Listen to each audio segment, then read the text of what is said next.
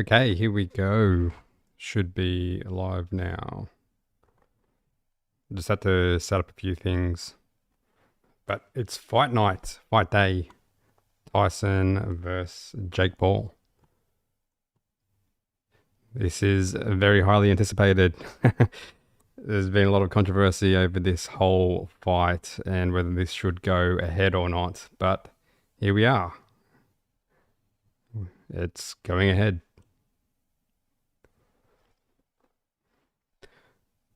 And I think the anticipation for this is just everyone's eager to see how this is going to go. Will the older Mike Tyson be able to display some of his some glimpse of what he used to be like? And I think majority of people want to see Jake Paul get knocked out by Mike Tyson, including myself. That would be an awesome spectacle. But it's the younger fighter, so Jake Paul has all the advantages. He's nowhere near as highly skilled as Mike Tyson used to be, but he definitely has youth on his side. So we're going to see what happens today.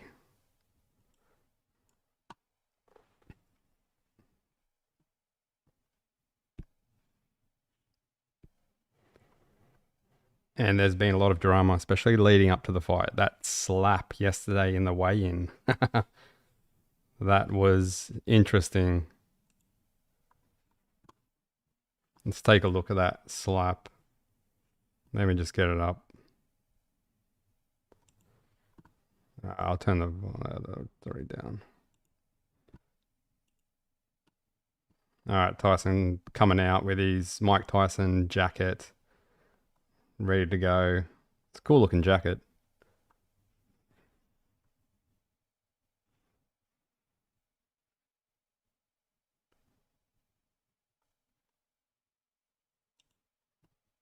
There we go, weighs in, looking solid. He's looking fitter than he did, I think, when he fought Roy, or when he had that exhibition against Roy Jones Jr. That's for sure.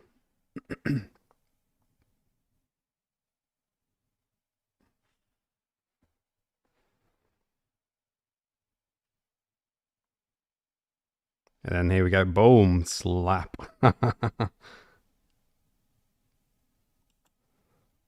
So you didn't see it, but it was Jake Paul doing the whole crawling up to him, crawls up, and then I've seen a few analysis on this, and Jake Paul stood on his foot. So, and apparently Mike Tyson doesn't like anyone messing with his feet because he has bad feet. So then he just reacted because of that.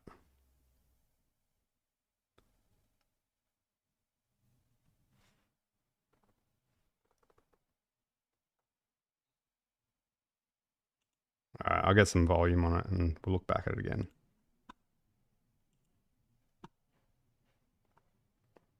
I don't like that music.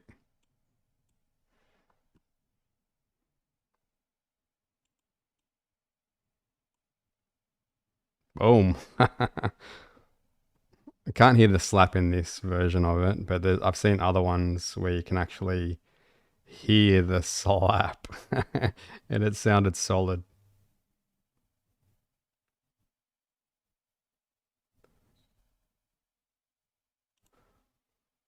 And then I don't think Jake Paul was too happy with that because he went off afterwards.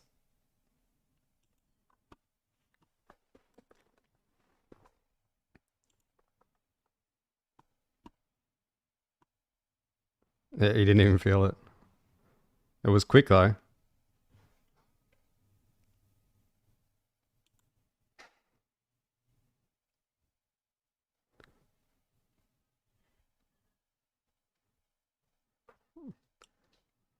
It's probably not the thing you want to say when there's already controversy to you fighting a fighter that's so much older. You saying that he must die. Anyway, that was the slap.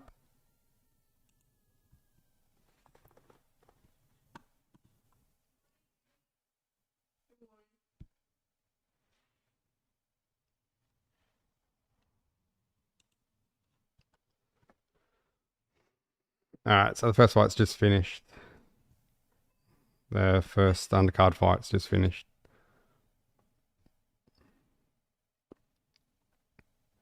I haven't really been watching it, so I don't know who's actually won this fight.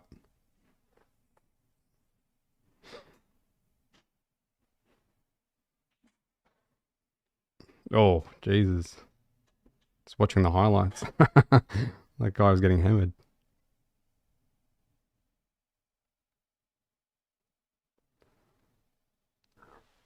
Just at the end of it, the opponent just had his hands down and just copying the shots. Seemed fine though.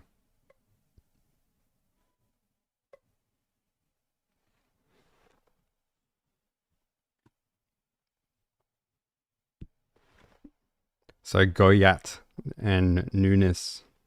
So they've the announcers have Goyat winning every round of the 6 round fight. So I'm guessing Goyat won that fight.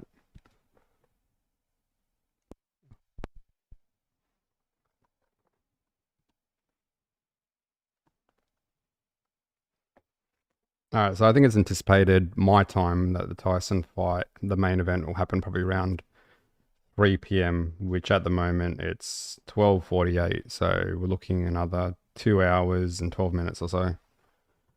If I can, I'll get a clock up, but I'm not sure how to do that at the moment.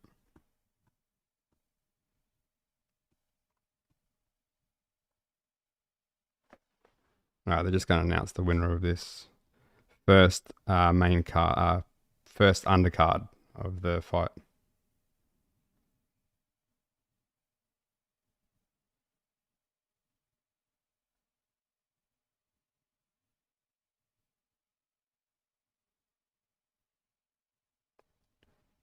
So Miraj Goyat won it as the judges anticipated, with giving him every single round. So the Indian fighter, which you don't really see too many Indian fighters. I, I don't recall seeing too many Indian fighters. Um, this seemed like a bit of a lower sort of level fight anyway. Because I know the guy that got beaten, I think he had 4 fights in total.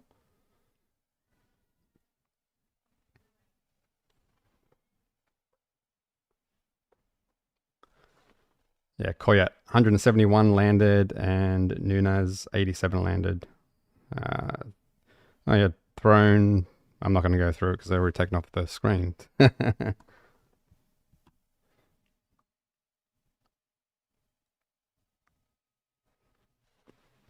So what have we got coming up? Uh, Mario Barrios. We've got the Katie Taylor versus Amanda as well. And then we've got the main event. So I think there's only 3 fights to go.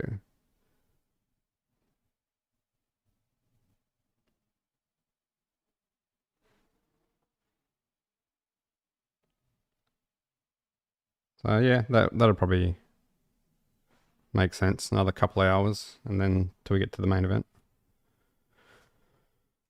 Depending on how long these next 2 fights go for, they'll probably drag on um, in between the fights. A lot of commentary and stuff.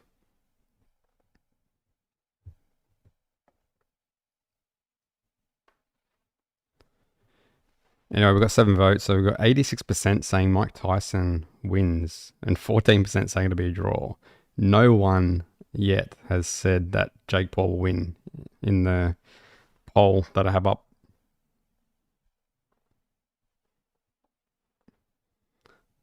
I've got Lennox Lewis, we've got Evander Holyfield in the commentary.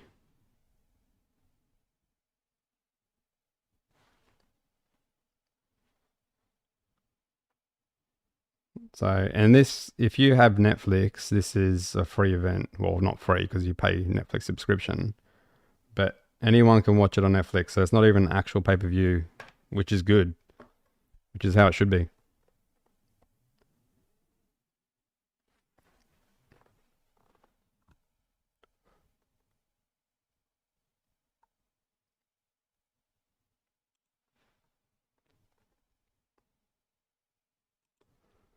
Yeah, it's going to be interesting to see how successful this whole Netflixing is, and if this is going to be the path to future fights, because I anticipate this is going to increase the subscriptions of Netflix, especially for fighters, people, or boxing fans that don't actually have Netflix. Why not just pay $15 or whatever it is to get Netflix on, and you can watch a fight, a big fight, and then you have at least a subscription for a month of movies and whatever else you want to watch.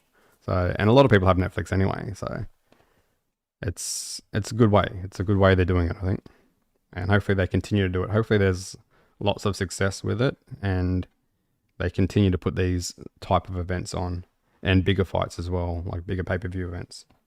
Like, yeah, this is a big one, but this is more of a circus than anything in terms of, like, you've got an older legendary fighter versus a younger, not top-rated fighter. It's just more, everyone's interested to see how it's going to go, because people just want to know, can the older fighter, the older Mike Tyson, put it over this younger fighter, younger cocky fighter?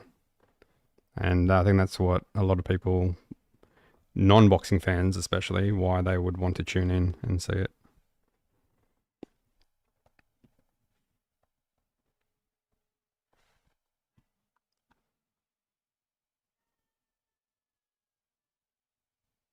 But yeah, we're just listening to Lennox Lewis now talk about. He's talking about sparring Mike Tyson, and Mike Tyson used someone to take his head off. So I know they sparred a lot even before they fought. They used to spar a fair bit. That's probably the old school sparring when you used to probably go to gyms and the sparring would be closer to fights than actual just sparring sessions.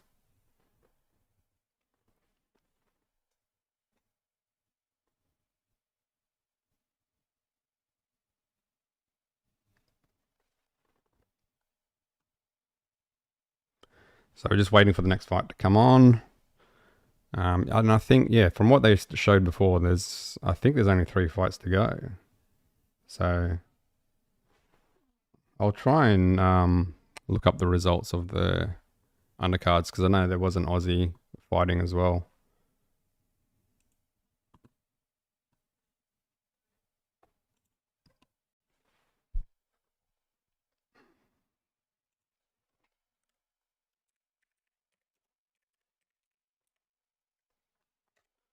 If you haven't voted yet, vote on the poll. Who do you think is going to win? Currently got 9 votes. 89% saying Mike Tyson will win. No one is saying Jake Paul will win, and 11% are saying it'll be a draw. So no one's thinking in the poll at the moment, in my poll, that Jake Paul will win this, which is interesting. Maybe the slap changed a few people's minds as well.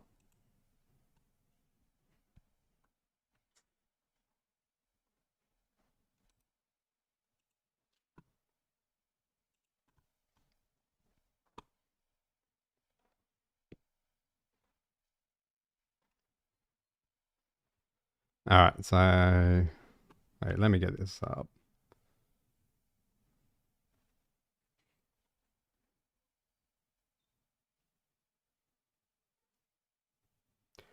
So they're just talking about Jake Paul, whether they think Jake Paul can take Mike Tyson's punches. I think obviously if he clips him with a good shot, then Tyson has the potential to drop him and put him in some deep waters. And I think Tyson will definitely expose him, because the skill of Tyson's above Jake Paul, probably even at this stage as well. I think the big thing for me is going to be Mike Tyson's durability, what Mike Tyson can take at his age. Yeah, what's his? How can he absorb punches at his age? That's going to be the big question, I think, for me. If he can absorb Jake's punches and some of his best punches and get through them, then I think Tyson has this. But that's going to be the big question mark for him, because being the older fighter, can he absorb Jake's punches and not get in trouble from copying a big shot from Jake Paul. But I think he'll definitely expose Jake's weaknesses and his poor defense as well, because he definitely has poor defense.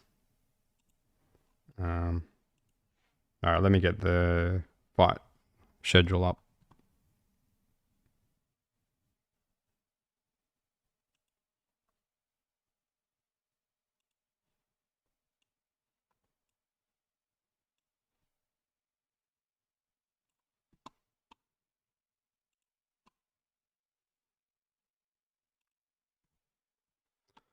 All right, let me just expand this.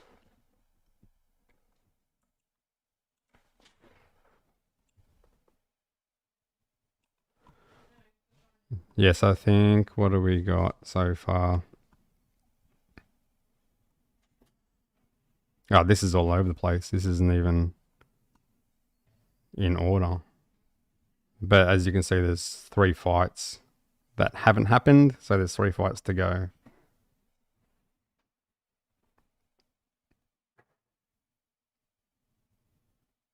Okay, how did this one go?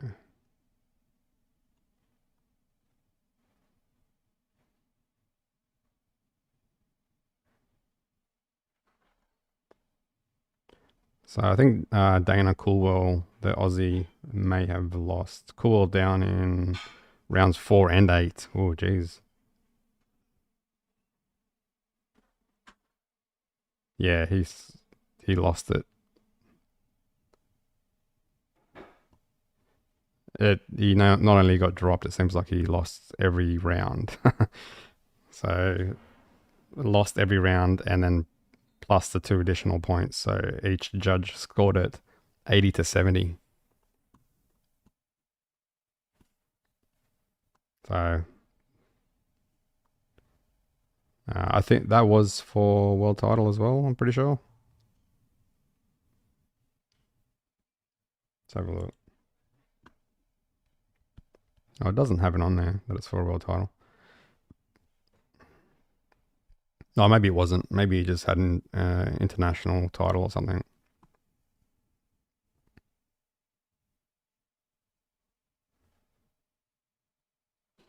Yeah, there you go. Dana Coolwell lost his fight against Bruce Carrington.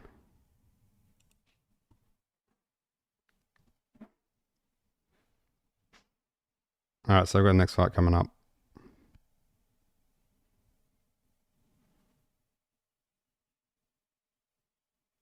So I got Abel Ramos versus Mario Barrios. So that's the next fight, WBC World Welterweight.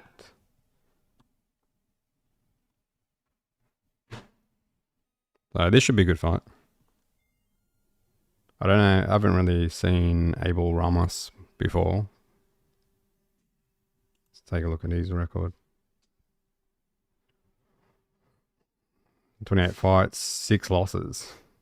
There you go. 22 KOs. It's been KO'd once. And compared to Mario Barrios,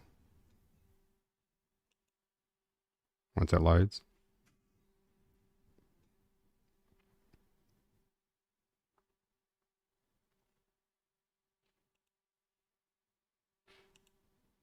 No more votes on the poll at the moment.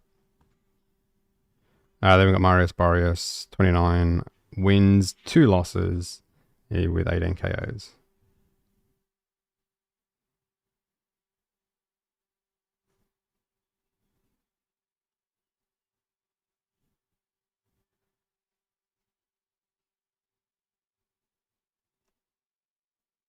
So there we go.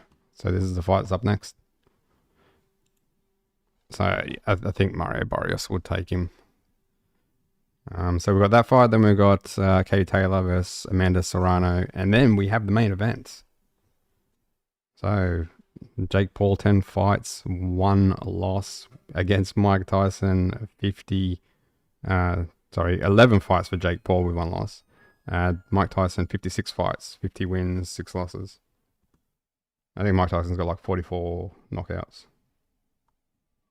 and Jake's got 8, I believe.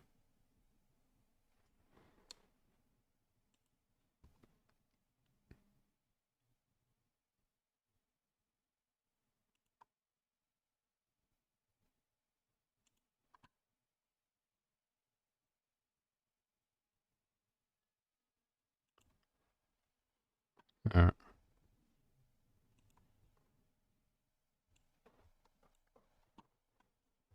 I think Mario Barrios is coming out now.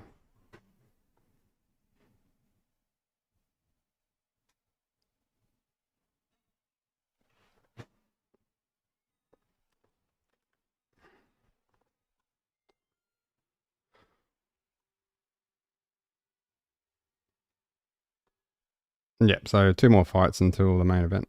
So we've got the pre-main event, or the co-main event coming up now.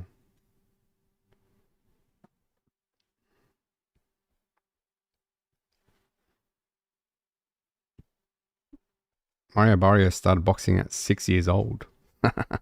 Wow.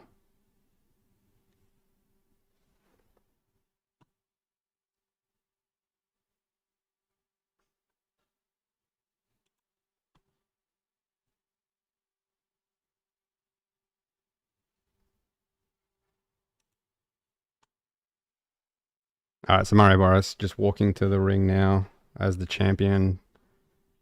So the challenger's already in there. So this fight will get underway soon. And then we get even closer to Mike Tyson versus Jake Paul.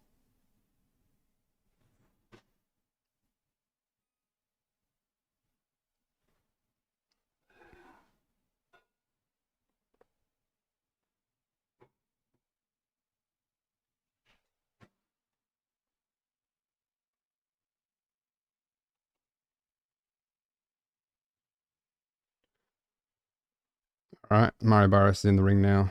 So wait for the introductions for this fight, and then this fight will get underway.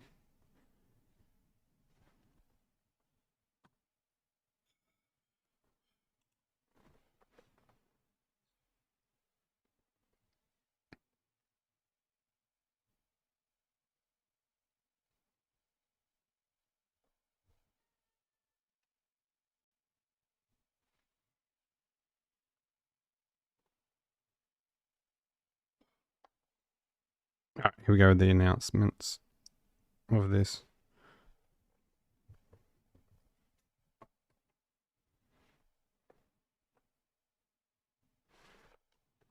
WBC welterweight. Who we got in that division now? Let's have a look.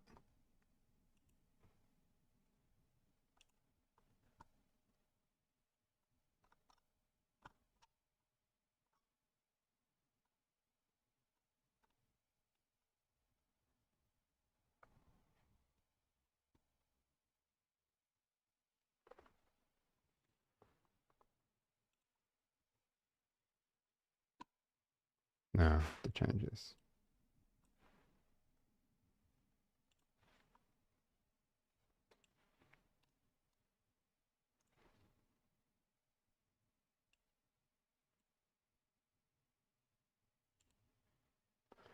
All right, so we've got Mario Barrios, the champion, WBC champion, for 147 pounds.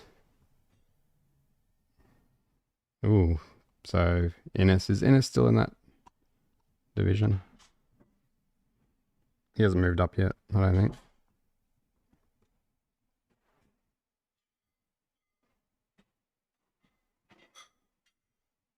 There we go, Brian Norman Jr. Ementos Stenios. And then we've got Terence Crawford still as the champion in recess, even though he's gone up to the super welterweight division.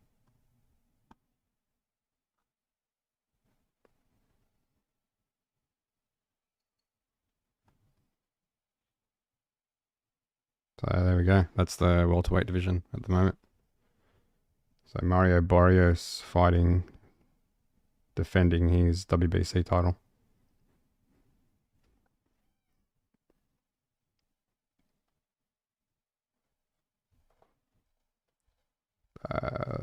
Here we go. Abel Ramos, number 8 in the WBC. So not much of a challenge. No, not even the number one contender or number 2 contender. So this, I don't know, this could end early.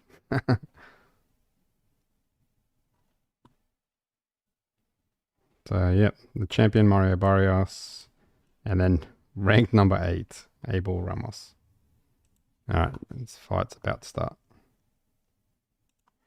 There we go, underway.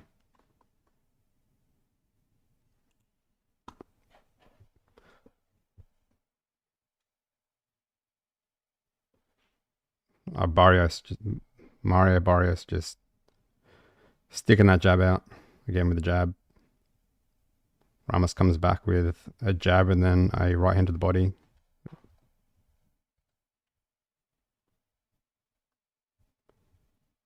Yeah, nice sharp jab by Barrios.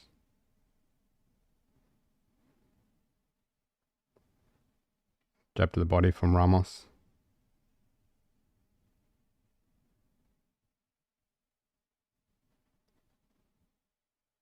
Ramos just stalking a little bit. As Barrios sticks the jab out. Ramos throws the right hand, blocked by Barrios.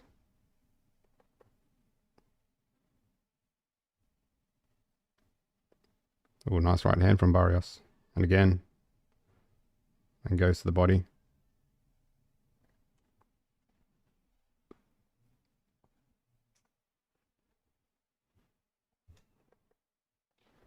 Ramos still just talking. Oh, right hand almost dropped Ramos. He just kept up. He just stayed on his feet. His legs buckled. He hurt him. So Barrios has already hurt Ramos in the first round. This might not go for too much longer if that happens again. Oh, nice jab by Barrios. And goes to the body. Ramos still stalking. 1-2 from Barrios. Still coming forward with the jab, Ramos. Lead left hook from Ramos. Oh, Barrios misses with the lead left hook.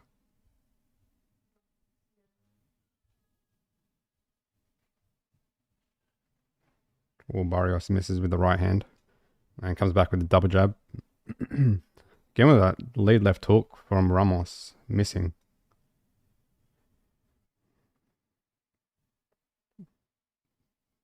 Double jab from Ramos. Ramos just still stalking. Ah, nice rip to the body from Ramos. Jab from Ramos. 10 seconds. Oh, right hand to the body from Ramos. As Barrios comes back with 1-2.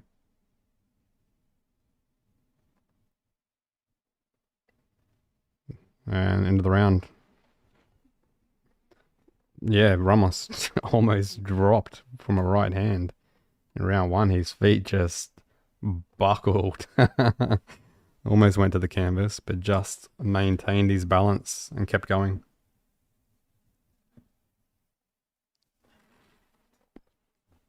So interesting. Let's see how the next round goes. If Barrios starts to come forward, because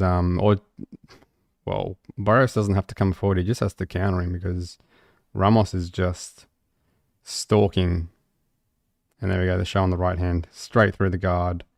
Oh, his glove just missed touching the ground.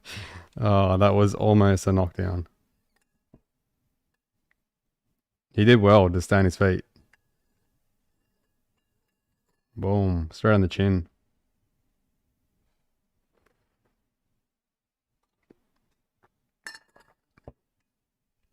All right, round 2. Nice jab from Ramos. Again. Barrios comes back with a jab of his own. Oh, Barrios is coming forward in this round. Again with the jab, Barrios.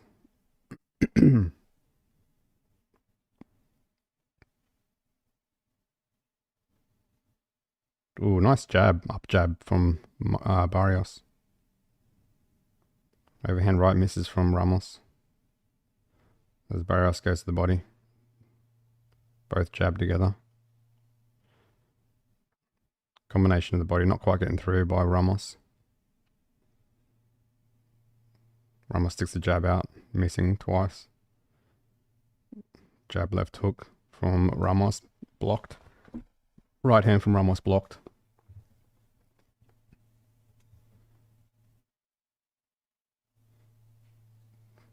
Well, Barrios just looking to counter as Ramos misses with overhand right.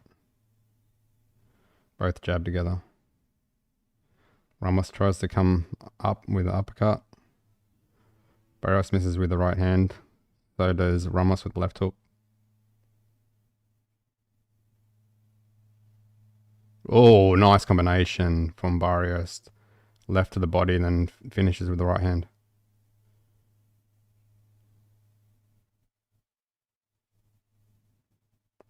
Oh, nice jab to the body from Barrios. Brings it back upstairs and then comes back with the right hand. Starting to come on Barrios in this round. Ramos still not doing too bad. Still stalking a little bit. Right hand gets through. Again, lead left hook, not quite getting through from Ramos. Oh, right hand to the shoulder from Ramos. And Barrios comes back with the right hand of his own and then goes downstairs. Oh, Ramos downstairs with the right hand. That was good. Jab to the body from Barrios, then brings it upstairs. Jab misses from Ramos. Jab to the body from Barrios as Ramos comes forward with the right hand of the body. Oh, lead left hook, not quite getting through from Ramos. Oh, Ramos is down. He's down. Right hand, again with that right hand, straight through the guard. And he's got a smile on his face, but that hurt him. 10 seconds. He'll get through the round. And that's it. Round over. There we go. Ramos down. Again from that right hand. Straight through the guard. So Barrios dropping Ramos. Probably 30 seconds towards the end of the round.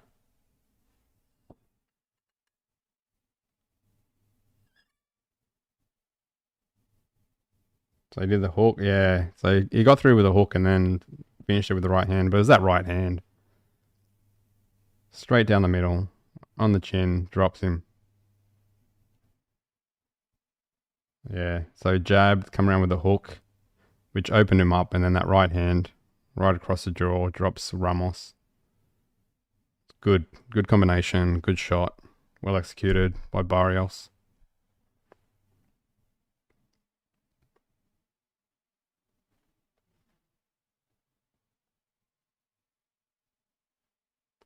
Here we go, round 3.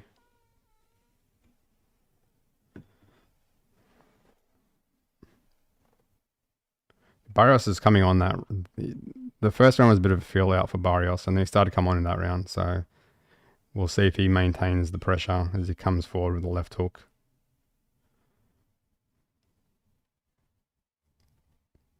But he's had plenty of success with that straight right hand, straight down the pipe. Both jab. Barrios jabs again. Double jab from Barrios.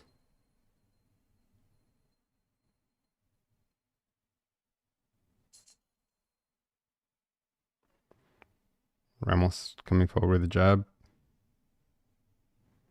Well, Barrios tries to go to the body with a left rip. Jab from Ramos. Doubles it up. Jab from Barrios. Oh, a miss from Ramos with a left hook. Nice body shot from Barrios.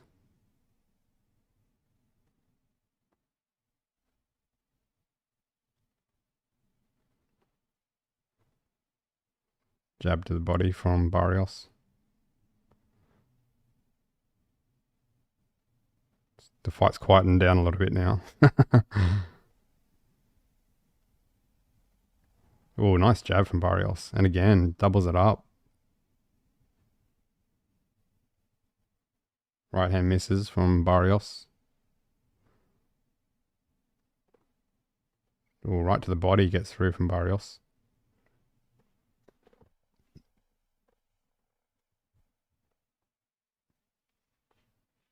Oh, nice jab. Again, doubles it up from Barrios. Oh, left hook miss from Barrios. Way off. Oh, right hand not quite getting through from Ramos. Nice lead right hand from Barrios.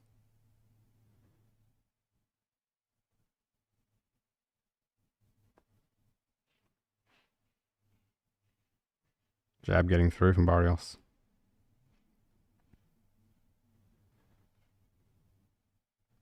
Oh, nice jab from Barrios.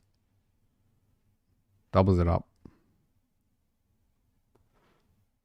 Barrios is doing well, doubling up that jab when he has success.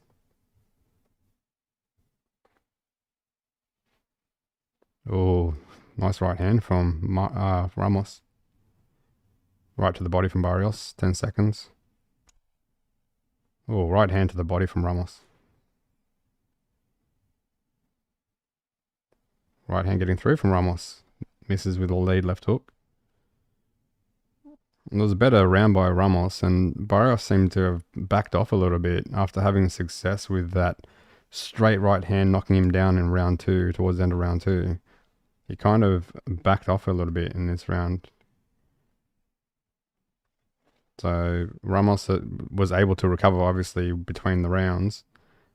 He didn't look overly hurt. It was just like a good punch across the jawline, dropped him, got back up, seemed fine.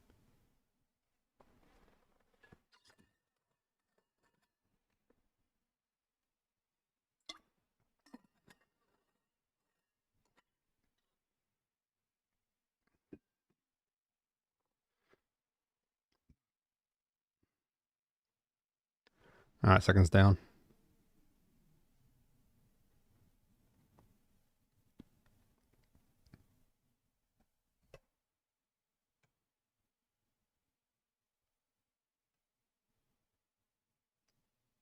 There you go. Round 4. Oh, nice right hand from Barrios. Seems a lot more aggressive in this round. Nice jab by Barrios.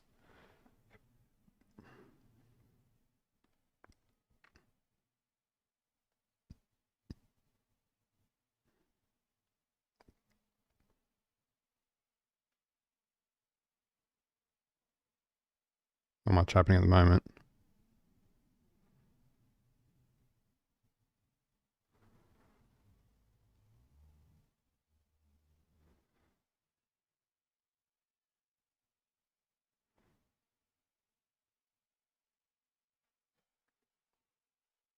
This is definitely a slower round. Mario Barrios was coming forward in the first stages of the round, but now it's kind of backed off a little bit.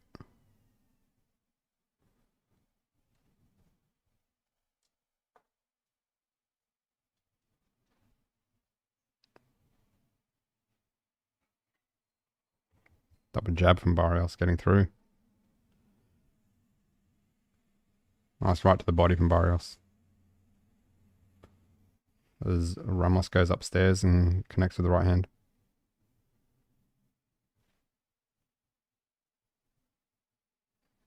Oh, nice right hand from Ramos. Gets through.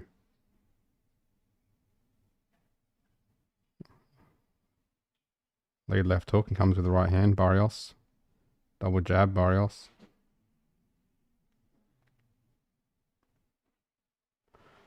So Ramos is doing much better in this round.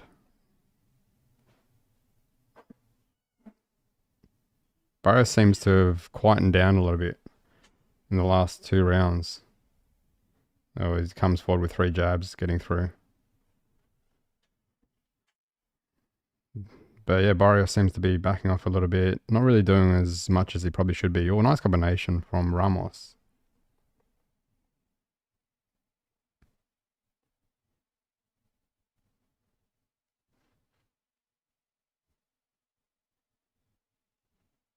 Oh, overhand right just misses from Ramos. Right hand misses from Barrios. It comes back with the jab. Oh, nice combination from Ramos. Ramos still stalking a little bit. Still putting that pressure on Barrios. 10 seconds. Right hand from Barrios. Oh, nice right hand from Ramos. Gets through. Finishes with the jab. That was Ramos's round, I think. So I don't know what's. Oh, they're showing Jake Paul now entering the arena. Yeah, I don't know what Ramos is. What Barrios is doing. He dropped him in round 2, but he seemed to have backed off a lot since then. So they're just showing Jake Paul entering.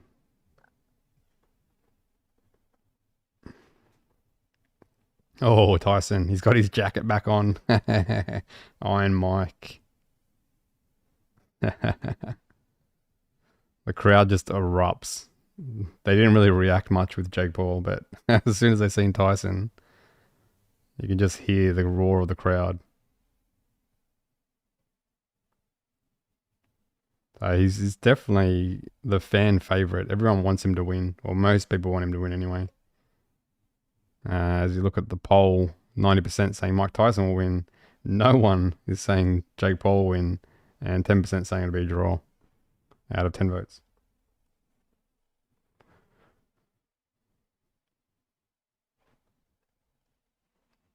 Round 5.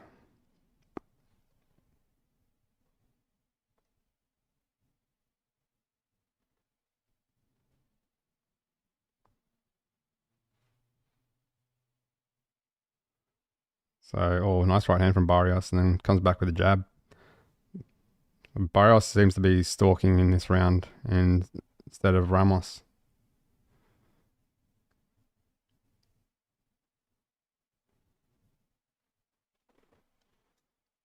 It was both jab. A right hand from Barrios.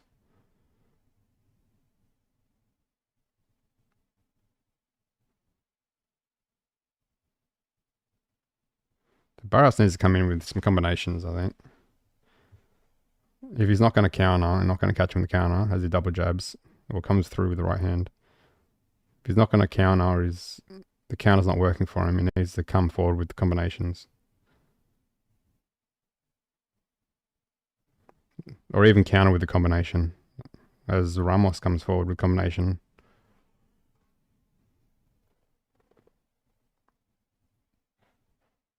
Jab gets through from Barrios. Oh, nice right hand from Barrios.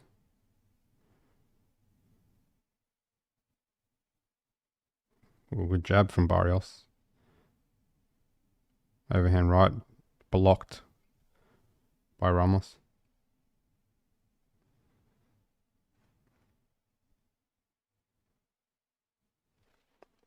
Oh, nice one too from Ramos. Not quite getting through. Barrios misses with a left hook.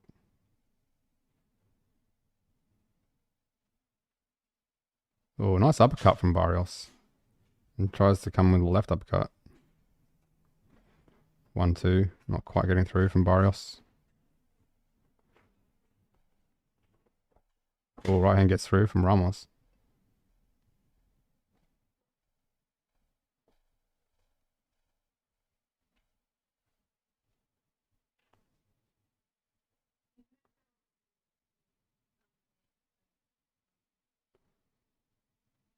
Both jab. Right hand from Barrios. Try to step back uppercut. Doesn't quite work from Barrios. 10 seconds. Jab from... Oh, right hand from Barrios. Gets through and doubles it up. That's it. Another round. Yeah, but Mario Barrios needs to do a bit more. I think he's gonna let this fight slip away if he doesn't start coming forward with combinations, or even just countering with combinations would probably work for him as well. But he needs to definitely do more, be more active. He seems to have backed off a fair bit since that knockdown, since he knocked him down in round two. So Mario Barrios definitely needs to do more.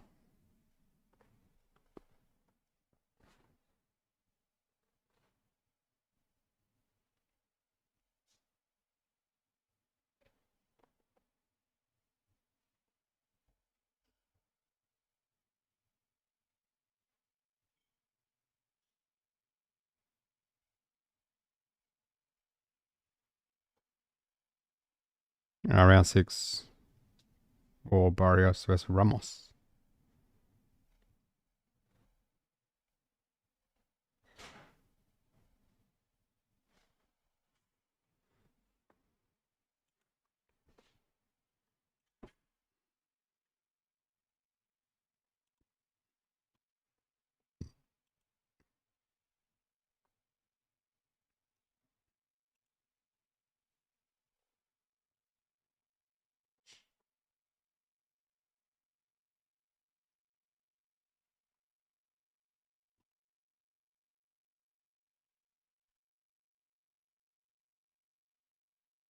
Ooh, right hand. Not quite getting through by Barrios. Oh, right hand gets through from Ramos. That was a good shot. And then came back with the combination.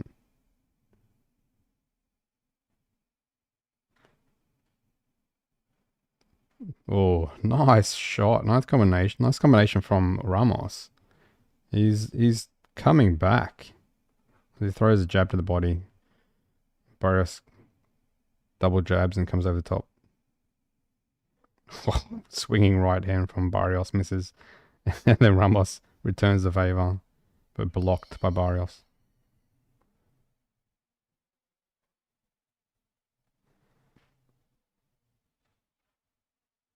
Ramos looking for the counter. Oh, right hand. Oh, he's hurt Barrios. Right hand and then doubles it up, and then Barrios is down. Barrios is down. He looks a bit hurt. Oh, Ramos coming with the combination. Barrios is hurt. Overhand right, lands. Left hook, right hand. Left hook again. Gets through the right hand, and again with the right hand. Barrios is not doing well at the moment. Left hook misses with the right hand from Ramos. Left hook from Ramos. He needs to come up the middle with that uppercut. Doubles up the right hand. Comes up with the uppercut. Left uppercut. Oh, left. Left hook lands from Ramos. Throws the left hook again. Overhand right blocked. Ramos just coming forward with combinations. Left hook, right hand. Left hook, right hand. Loves that left hook, right hand. Needs to bring it up the middle. Oh, overhand right. Again with the right hand. Connects. And again. Ramos. Oh, Barrios. End of the round. Barrios goes back to his corner wobbling. He is on unsteady legs. Marios Barrios backed off from round two after knocking down Ramos and has hardly done too much since he knocked him down, and now gets knocked down himself in round six and just in a world of hurt, in trouble. Oh, that was a big right hand. They're showing the replay now, and then follows it up with another right hand. Beautiful.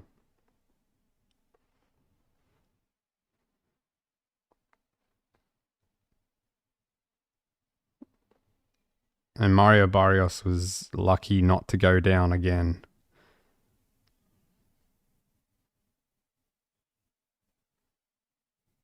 So here we go. Round 7. This fight's gotten exciting.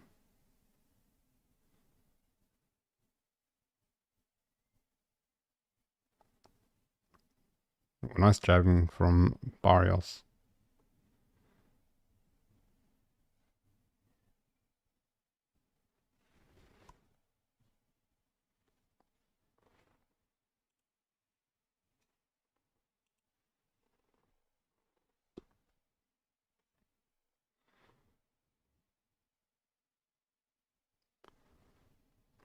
So Ramos just stalking, continuing to stalk. Nice jab from Ramos.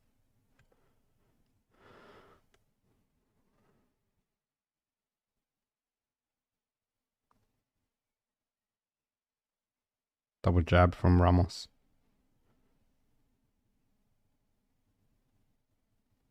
Oh, 1-2 from Ramos. Not quite getting through with it though. Goes to the body that comes upstairs from Ramos with some success. Again, that right hand from Ramos seems to be getting through.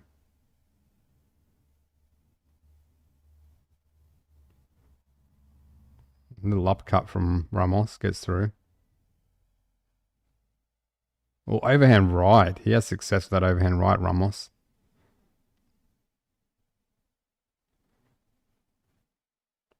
Ramos fighting like a man possessed at the moment. Oh, gets caught with a jab, Ramos.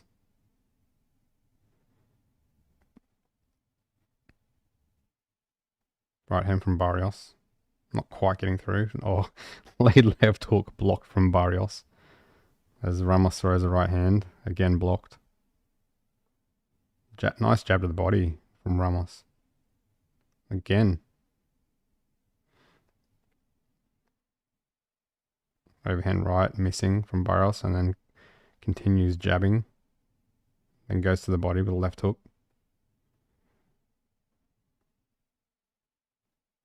Oh, right hand.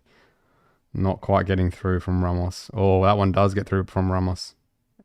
1-2 again from Ramos. Oh, throws a right hand to the shoulder from Ramos and then comes around to the left hook. 1-2 gets through from Barrios.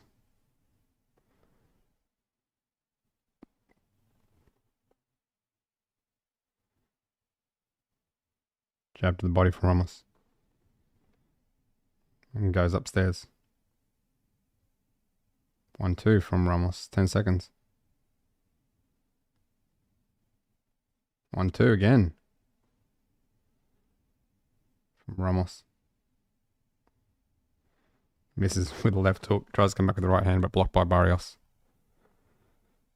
So again, I think that was Ramos's round again. So this fight seems to be going the way of Ramos, I think.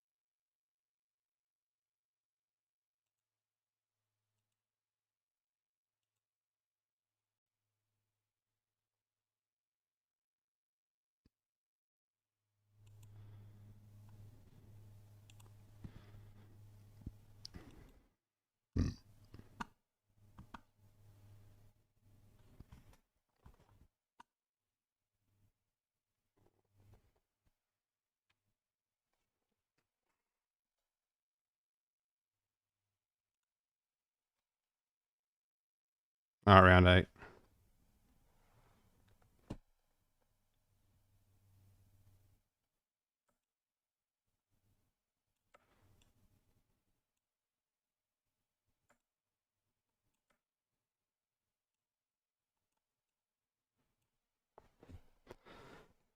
But Ramos just coming back and stealing this fight from Barrios as he goes to the body with 2 rips. But Barrios just, yeah, he's just let this one go. He just comes forward with 1-2 and then finishes with a jab.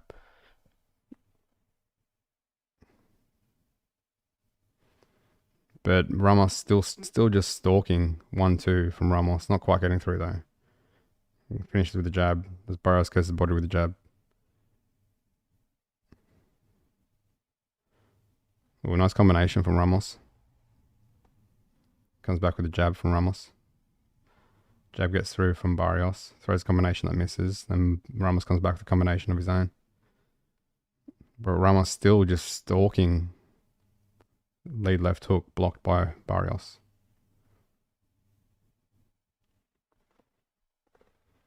Oh, jab downstairs and upstairs from Barrios. Combination from Ramos. Oh, right hand from Ramos. But then gets caught with the jab. Another right hand gets through from Ramos. Oh, right hand just missed from Ramos. He's loading up those right hands now.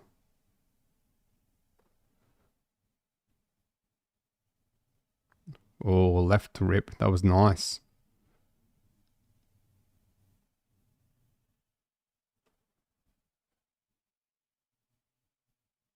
Oh, right rip from Ramos this time.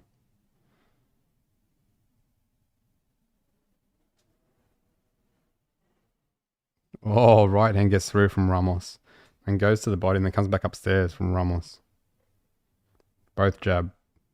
Right hand. Not quite getting through from Ramos. Combination thrown from Ramos. Blocked by Barrios.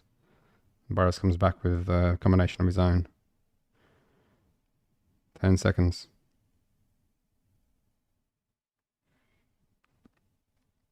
Oh, right hand from Marios. From Marios. Ramos, sorry.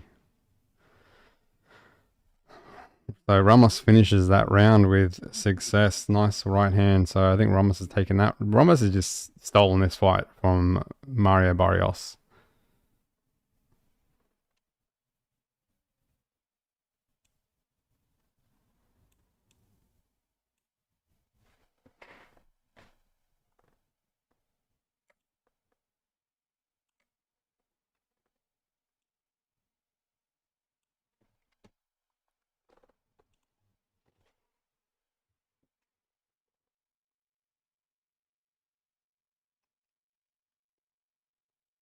Right hand straight through. They're just showing the replay now.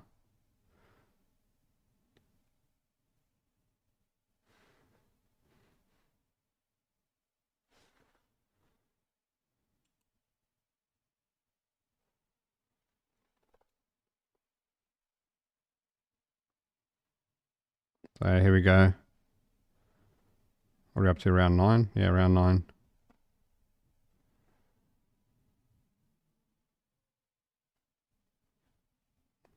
Oh, jab gets through from Barrios.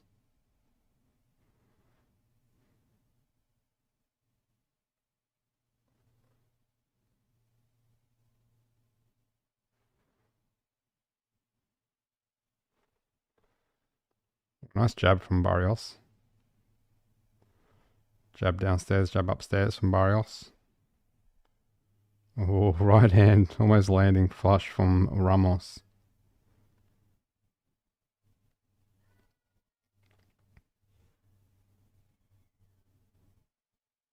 Jab gets through from Ramos.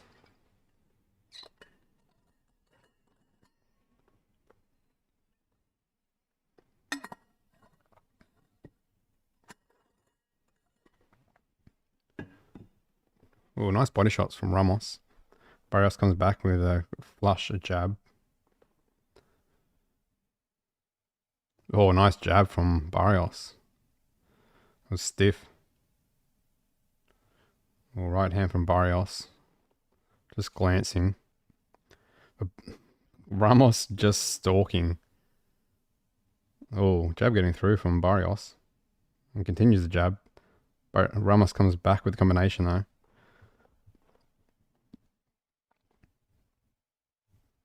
Oh, Barrios has blood coming from the nose as Ramos comes with the combination and Barrios comes back with a combination of his own. But blood streaming from the nose of Barrios, it looks like. Overhand right from Ramos. So Ramos still just stalking, coming forward. Barrios doing a bit better in this round, but Ramos is still doing well as he comes with a left hook and right hand. A combination from Ramos, mostly blocked from Barrios. Oh, nice left rip, and then comes back with a left hook from Ramos. That was good. But Barrios comes back with a combination of his own. Oh, nice left rip from Ramos. That was good. Comes with the uppercut. Oh, combination from Barrios. This is getting good. Right hand gets through from Ramos. Right hand to the body from Barrios. Oh, left hook lands from Ramos, but then Barrios comes back with a combination of his own and jabbing. 10 seconds.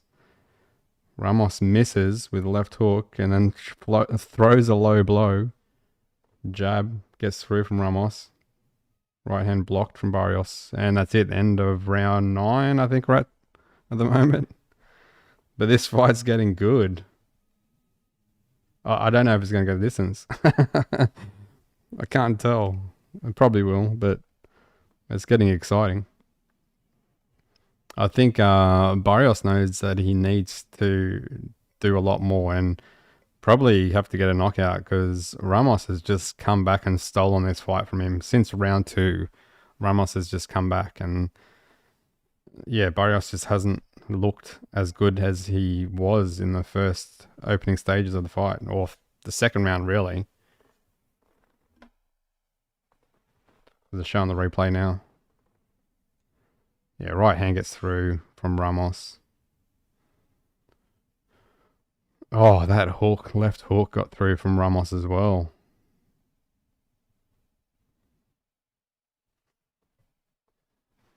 This is a good fight. Here we go, round 10, championship rounds. And certainly is championship rounds because this can be anyone's, these two rounds.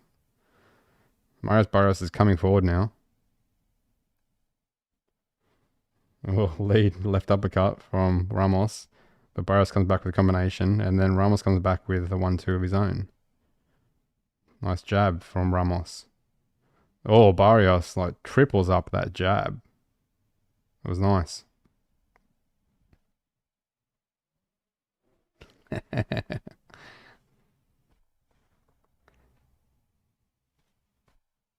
Double jab. Oh, nice right hand from Barrios. Gets through. Oh, jab from Ramos. Overhand right.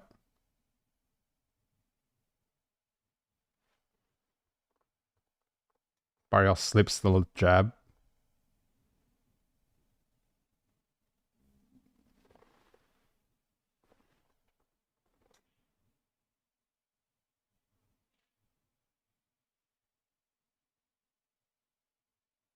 Ooh, nice left rip from Ramos.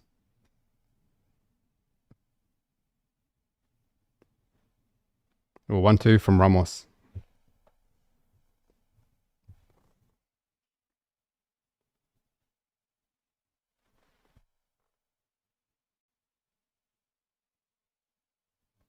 Ooh, nice body shot from Barrios.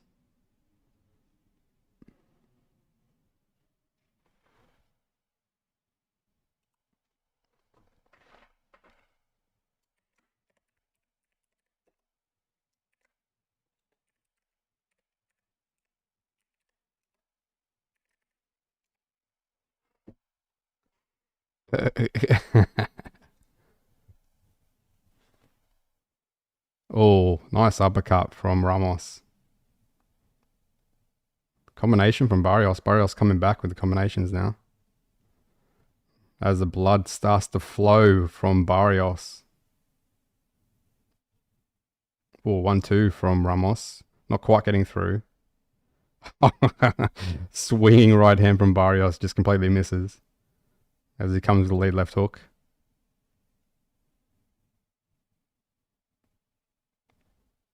One, two from Ramos. Not getting through. The combination just completely missed from Barrios.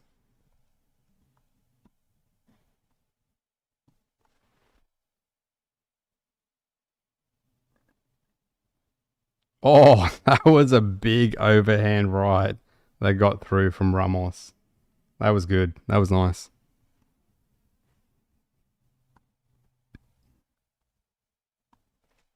All right, they're showing Jake Paul now in the locker room.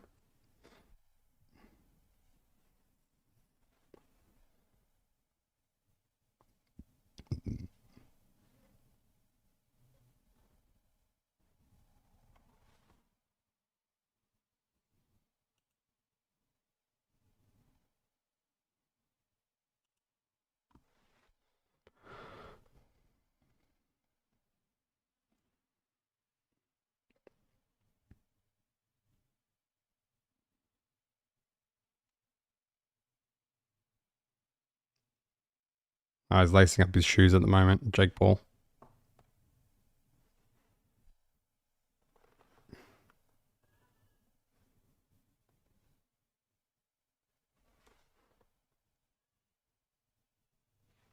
All right, here we go, round 11. Double jab from Barrios.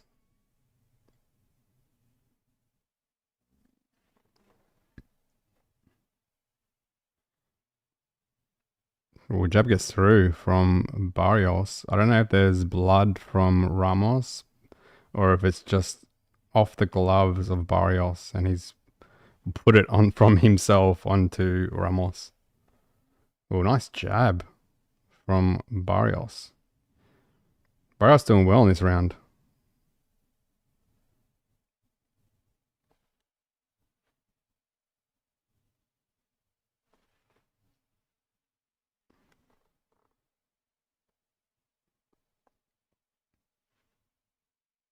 Oh, right hand getting through from Ramos. Double jab. Oh, Ramos gets caught with double jab and then right hand. These rounds are close now.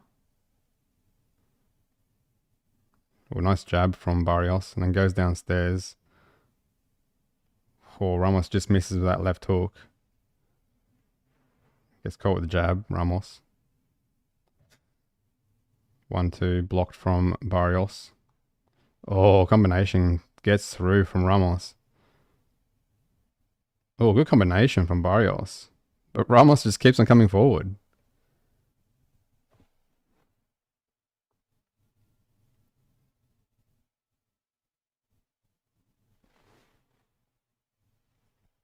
Oh, jab from Barrios. 1-2 from Ramos. Blocked by Barrios. Oh, nice left rip from Ramos.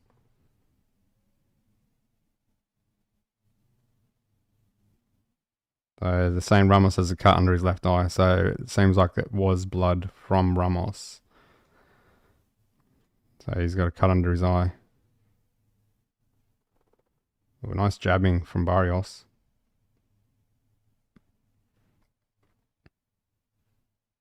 Oh, big right hand just misses from Barrios.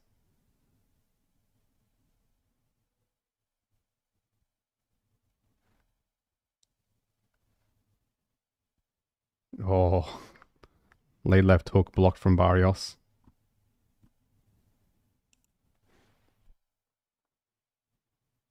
Ten seconds. 1-2 from Barrios gets through. Overhand right, partially blocked from Barrios. Oh, good combination from Barrios getting through, and that's the end of round 11.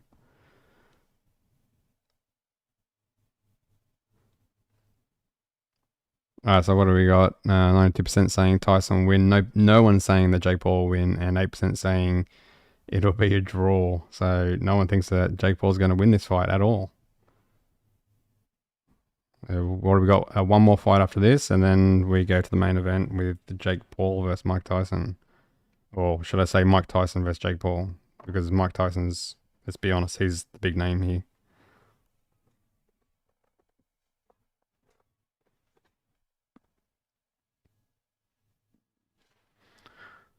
But Marios versus Barrios. Good fight. The main event is scheduled for about 3 o'clock, 3 p.m. So in another 1 hour and 8 minutes.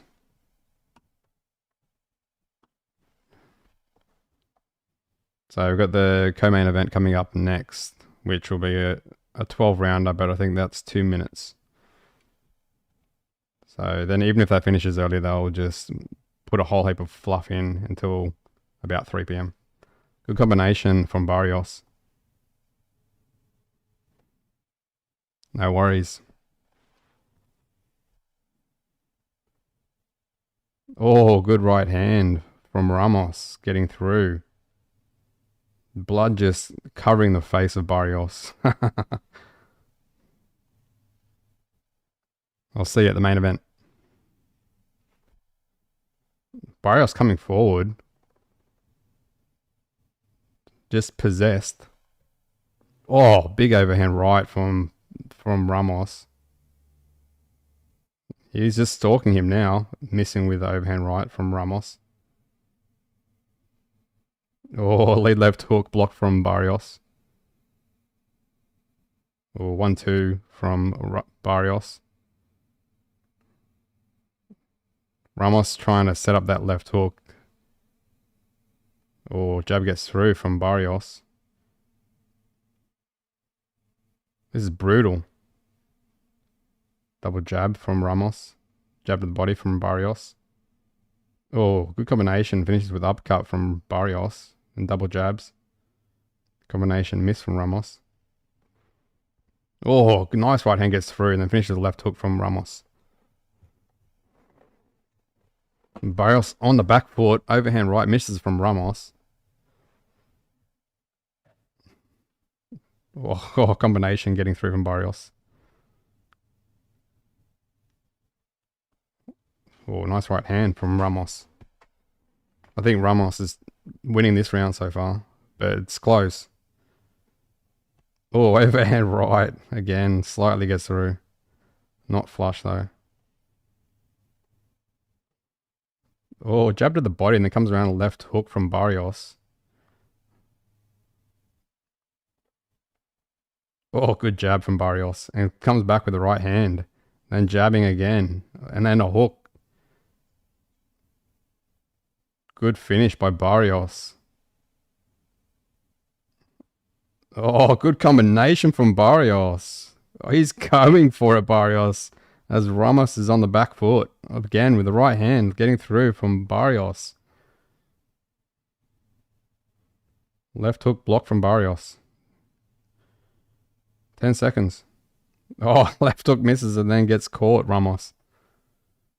Oh, this is an epic finish. Both men just throwing. That's it. Good fights. That was a vicious ending to that fight. Both men, blood on their face. It looks like Ramos's eyes closing. Blood streaming from the nose of Barrios. I think Ramos has a cut under his eye as well.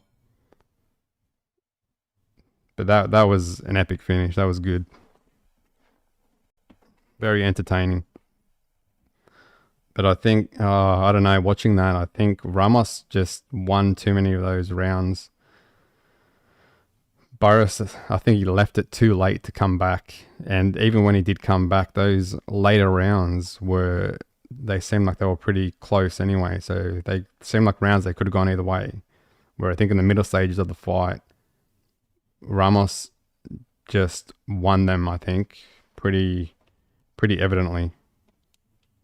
So I think Ramos has stolen this after being knocked down in round 2. And then he's come back and then knocked down Barrios in round 6 and had him hurt. So, I don't know. It's going to be close, this one. But I think Ramos may have stolen this one. We'll see. But it was a good fight. Good fight.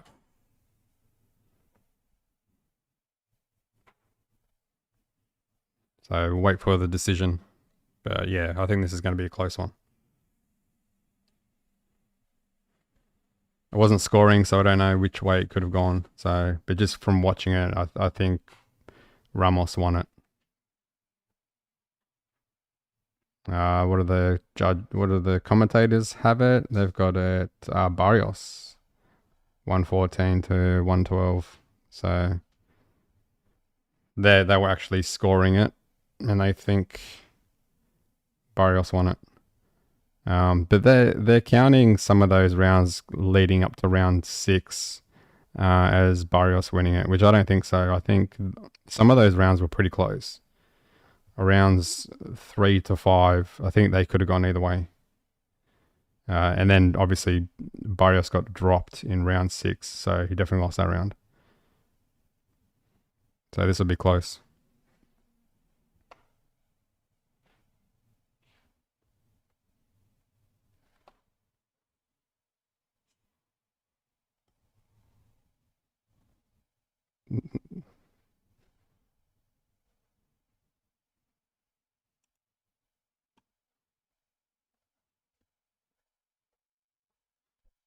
All right, they're gonna announce it now. But whew, that that was an epic finish to that fight.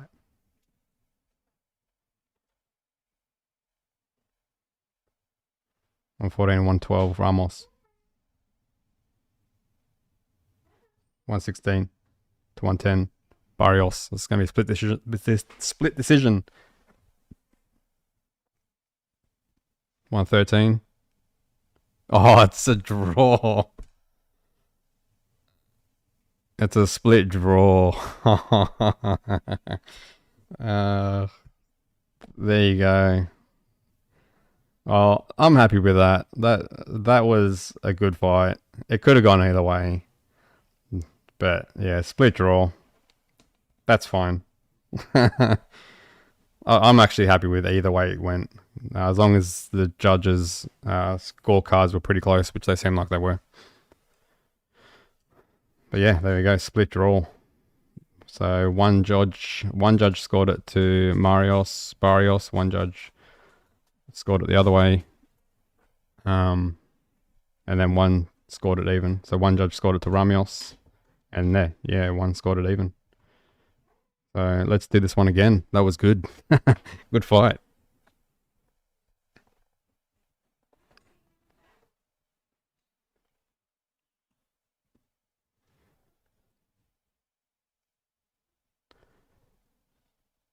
But if you go back to looking at where Ramos actually sits in the WBC division, he's in the 8th position. So where Barrios is the champion. So Ramos has fought out of his skin for this one. So ask him if Barrios agrees with the scorecards.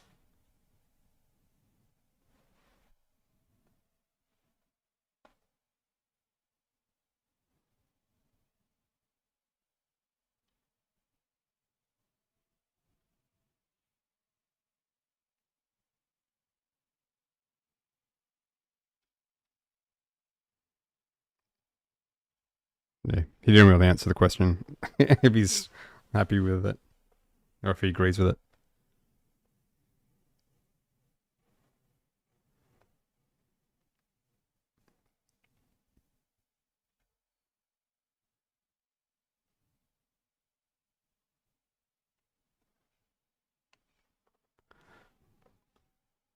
Well, there we go. So split draw. Yeah, I'd be happy to see this fight again. That was good. It was a good fight.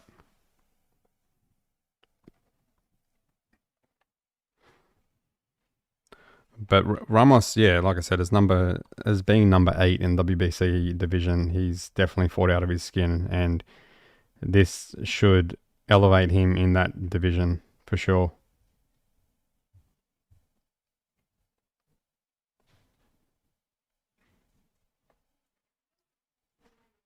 So they're just interviewing Ramos now.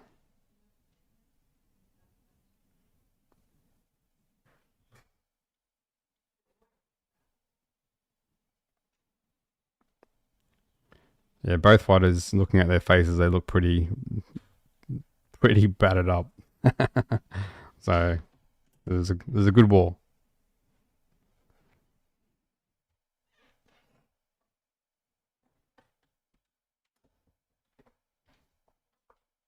So they're asking Mario Barrios if they should run it back, and he thinks so. So yeah, looks like this fight might happen again.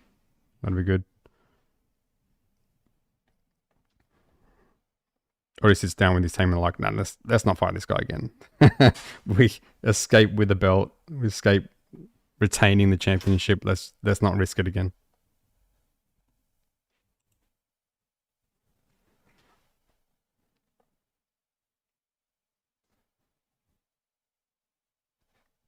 All right, so we've got the poll sitting at 92% saying Mike Tyson will win, no one saying Jake Paul will win, and 8% saying to be a draw out of 13 votes. As we're going to move on to the co-main event, Katie Taylor versus Amanda Serrano. So I think this is 12 2-minute rounds.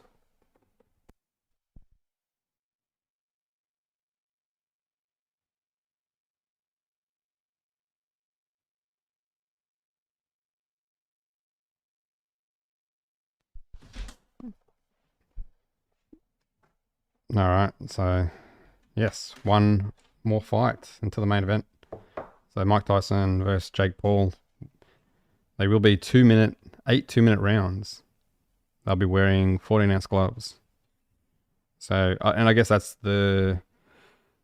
because the punch resistance is always going to be a big thing on my mind for Mike Tyson. But the fact that they're wearing 14-ounce gloves is also makes a difference as well. So it helps him have a better punch resistance. Whether we see a knockout in this, I don't know. It's going to be interesting. So wearing 14-ounce gloves. So normally it'd be 10-ounce gloves. So an additional 4 ounces. So it'll be interesting. Interviewing Jake Paul now, talking about him stepping on his toe and then Tyson slapping him.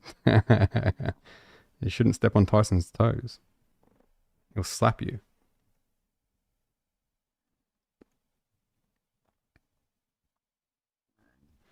So Jake Paul's saying that he's in Tyson's head. I don't know.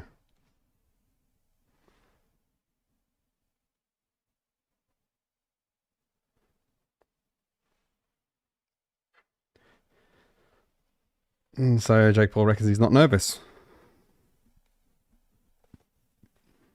It's not a good thing. You want to have some nerves.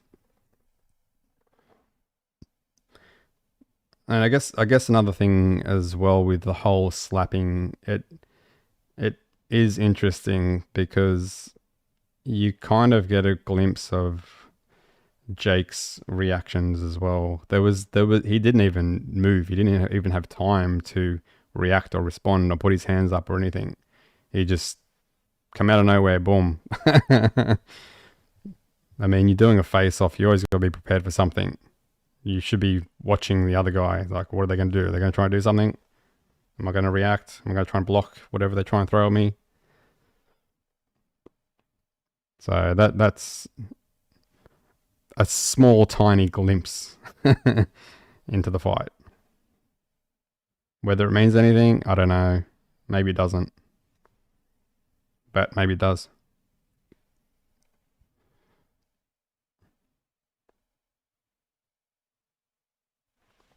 All right, they're showing the crowd is fairly packed stadium.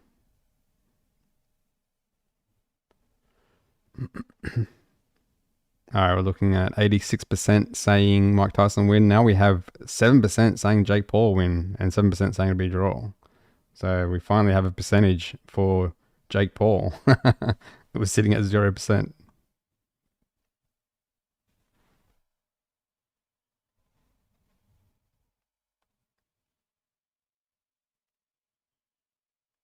All right, so now we're just going to wait for Katie Taylor versus Amanda Serrano, which is coming up next as the co-main event.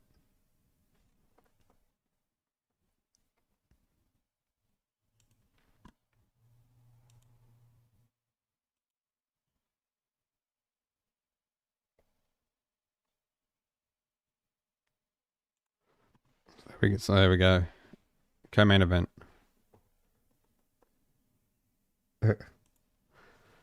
Alright, so we got Katie Taylor, 23 wins, 1 loss.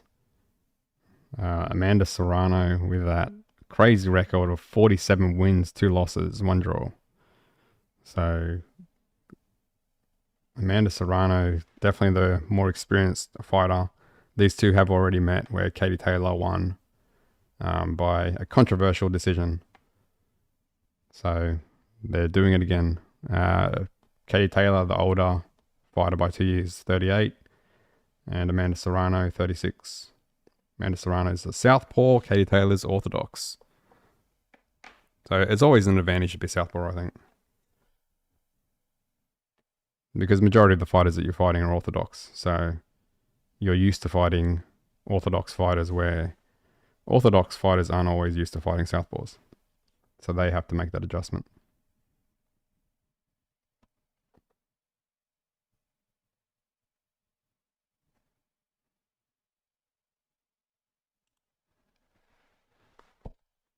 Alright, so they're just in the dressing room now. Katie Taylor getting ready. Looks like she's wearing a weight vest.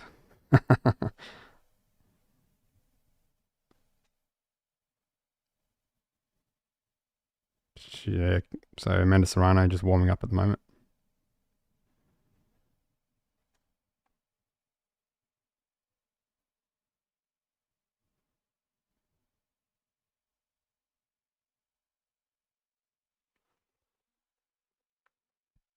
So 15 votes, 87% saying Mike Tyson wins, 7% saying Jake Paul wins, 7% saying it'll be a draw. And they're showing Katie Taylor now in the dressing room, just warming up. Eddie Hearn in the background. And then all her titles just sitting there.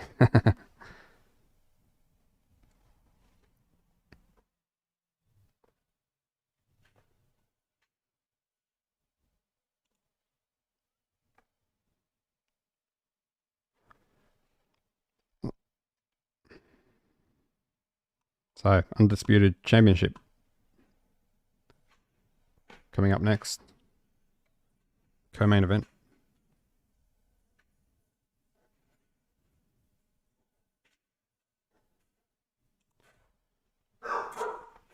Alright, so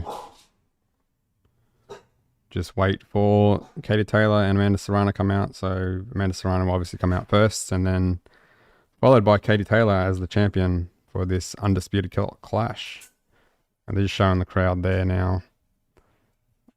Doesn't look like there's too many empty seats. Looks like it's pretty packed, the stadium.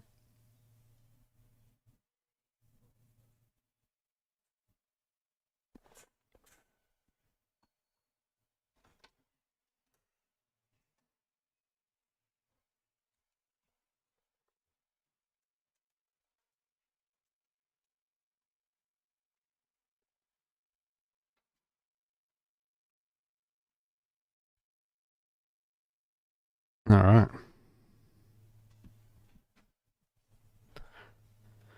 So they're just talking a lot of fluff at the moment, just prior to the co-main event for them to come out. So we'll just wait for them to get ready for the next fighters to come out, which hopefully shouldn't be too far away.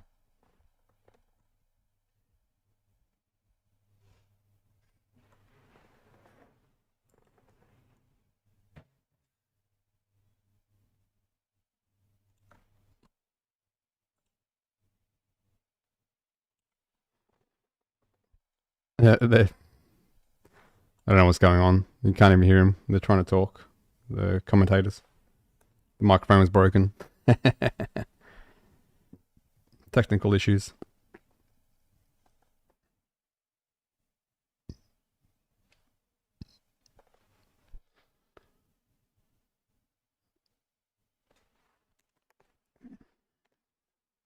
So, yep, this is good. This is good that this is on Netflix. And as long as you have a subscription anywhere in the world, you can watch this, which is great. So hopefully this is a good success and they start doing more fights like this.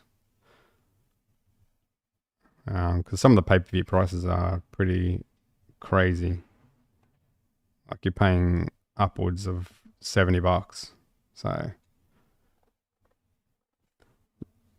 at least if they do it this way, you just pay for a subscription and you have Netflix for a month. So you get more than just the fight. And for a lot cheaper as well. There's also Amazon now that's come. Well, Amazon first initially came with this sort of idea, but I think the only difference with the Amazon one is that they've only had it for selected countries. So some selected countries, if you have an Amazon subscription, you can watch their big fights, which they've had 2 so far. But the last one was the Tim Tszyu fight. But here in Australia, it's like $70. You still got to pay for the actual fight. Doesn't matter if you have an Amazon subscription or not. So I think Netflix is definitely doing it the better way, where it's just like everywhere in the world, you have a subscription, you can watch this fight. So if they keep on doing this, I think they're gonna maintain their subscription at the very least, and at the best, they'll increase their subscription rate, especially with the fight boxing fans. I'm sure there's some boxing fans that don't have Netflix, so that would willingly put it on, pay $15 over $70 for just one fight.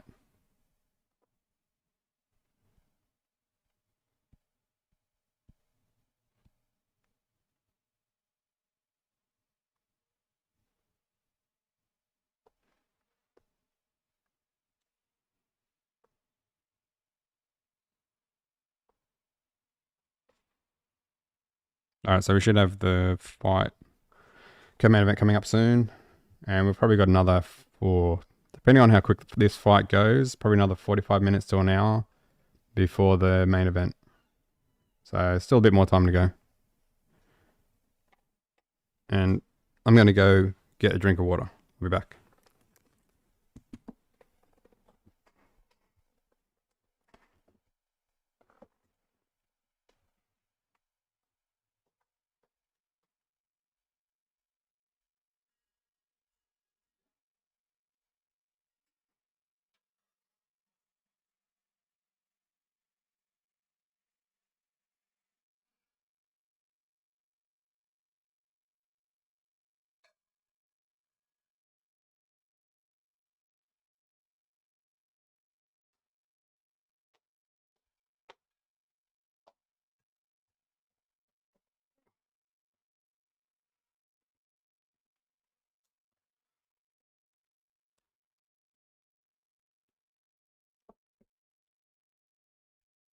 All right, they're just doing a bit of a promo now for the main event fight at the moment.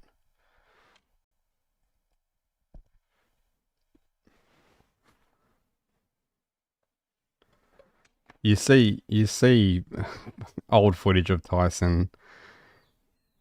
He was just a beast. And imagine Jake Paul taking him on back when he was, say, 20, 21. It'd be lucky to last 30 seconds. All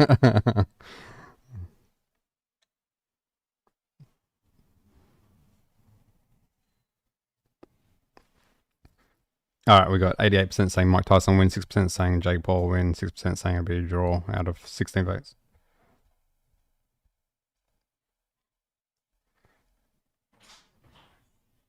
They're just showing Jake Paul's progression. A lot of it's with YouTube and stuff. So I think he's only been fighting for like 3 or 4 years.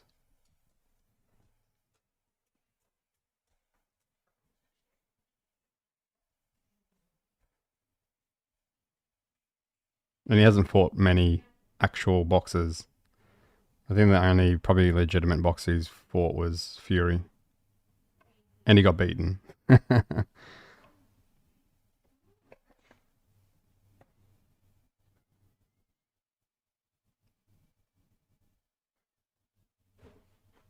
And then, yep, you can say, yeah, Tyson's a legitimate fighter, but he hasn't actually fought a fight proper sanctioned fight in over 20 years. And he's almost 60.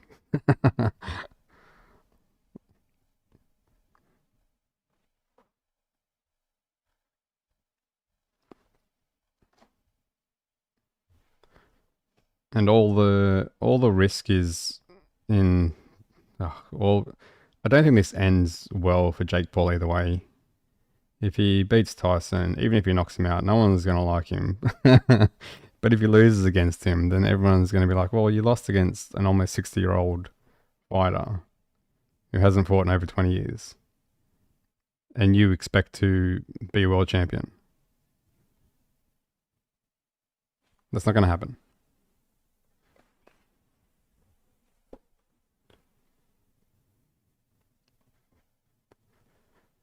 All right, so we're getting close to the co-main event, which the two fighters should be coming out soon. Taylor and Serrano. Taylor and Serrano 2. This is their second clash. So Katie Taylor won their previous clash.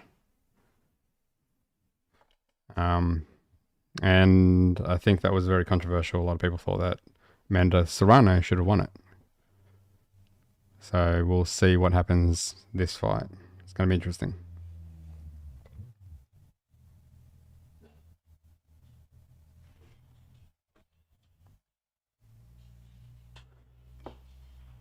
I think Amanda Serrano wanted 3-minute rounds instead of 2-minute rounds, but Katie Taylor's team apparently said rejected that idea for whatever reason.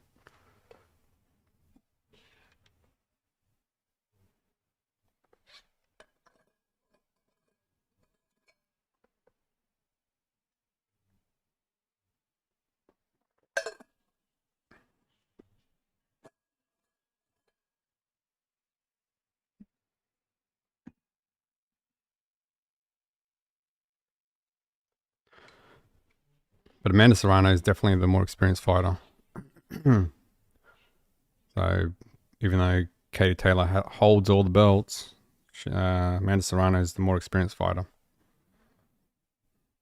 So it wouldn't surprise me if Amanda Serrano walks away with all the belts.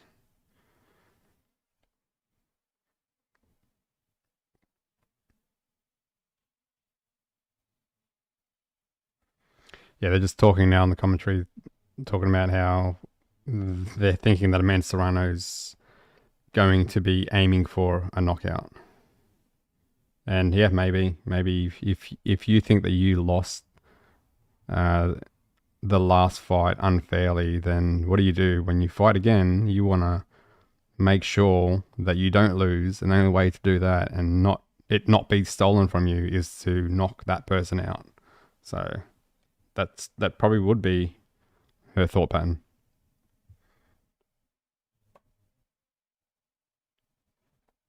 But we'll see. We'll see how this fight goes.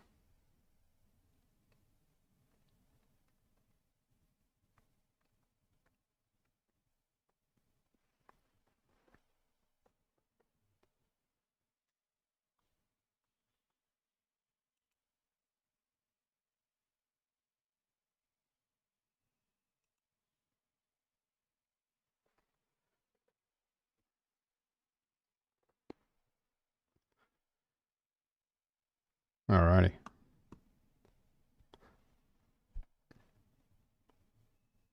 So I don't think this main event's gonna run on time for the schedule. How many rounds have we got for the co-main event?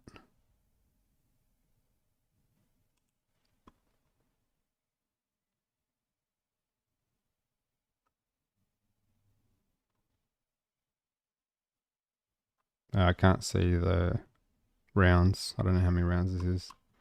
It's either 10 or 12. I'm assuming it's 12.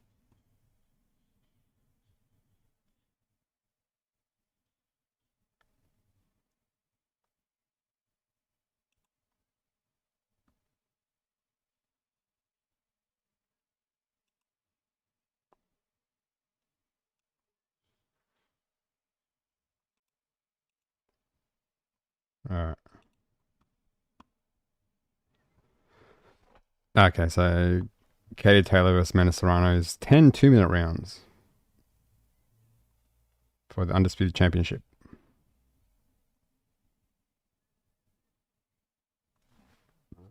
So IBF, WBA, WBC, WBO, all the titles.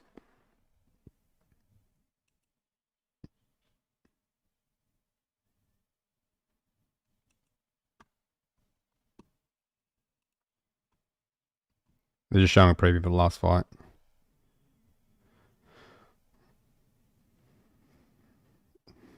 This is going to be a hard one to call. It's going to be quick punches, quick combinations. It's going to be hard to call.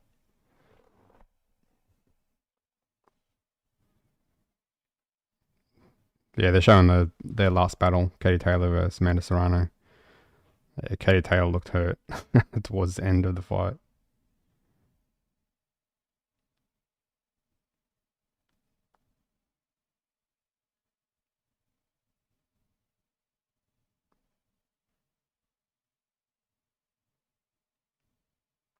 Yeah, it was a wall, their last fight. It was a wall. Katie Taylor just giving it to Amanda Serrano and then cops it herself. That last round of their last fight was brutal.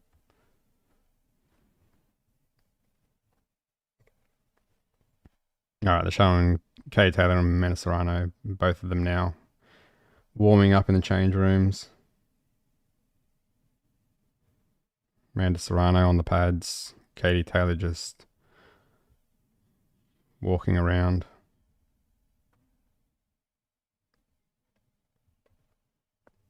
Both look ready to go. Just waiting for them to walk out.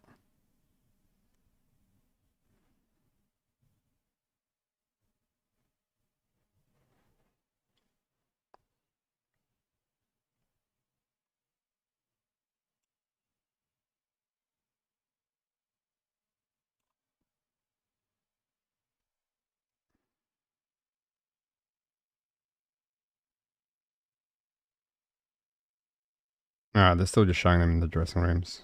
So, still be a little bit of time before they walk out.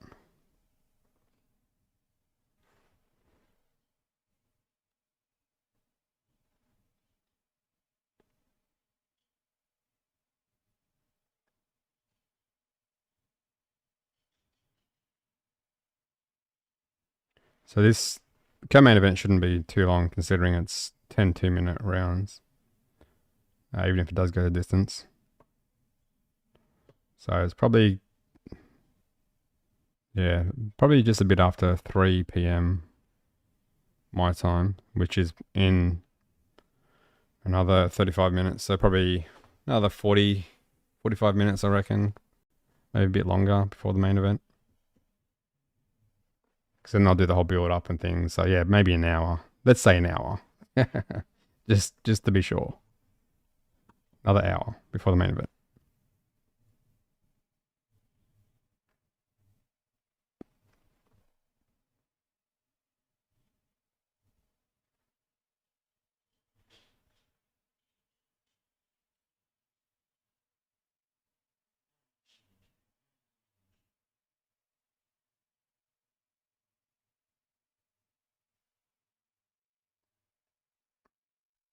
Alright, they should hopefully be getting ready to come out soon.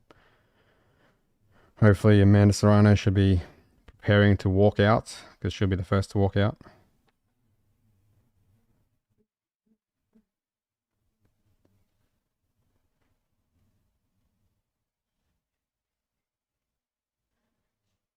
Alright, here we go.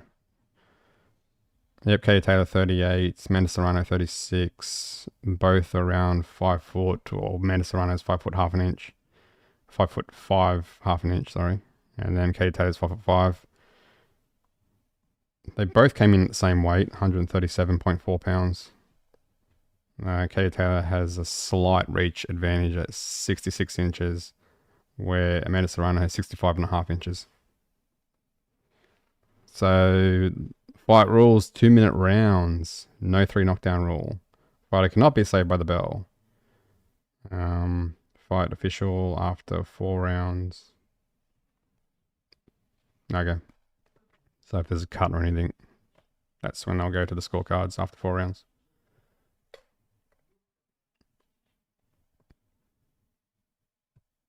So here we go. They show the tail of the tape now. Hopefully Amanda Serrano should walk out.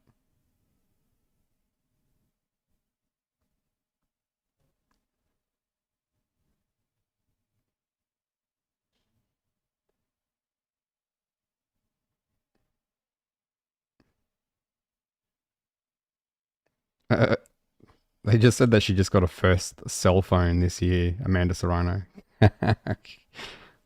Okay. She's had 7 world title fights. Or wins.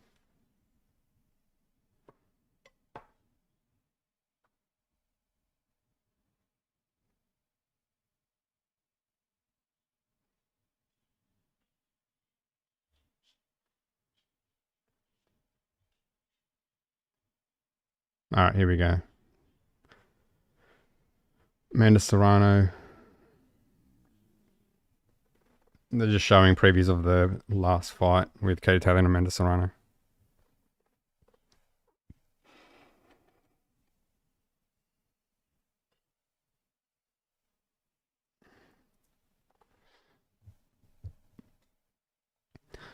Alright, I have 84% saying Mike Tyson win, 5% saying it'll be a draw, 11% saying... Oh, sorry. 5% saying it'll be Jake Paul win, 11% saying it'll be a draw. Out of 19 votes. So most people thinking Mike Tyson's going to win this, and people think it's going to be a draw more than people think Jake Paul's going to win it.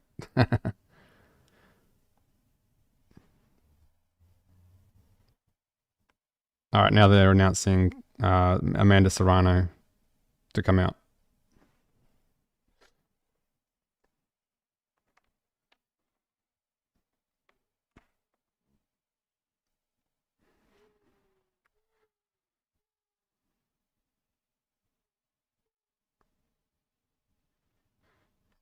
All right, here she comes, Amanda Serrano.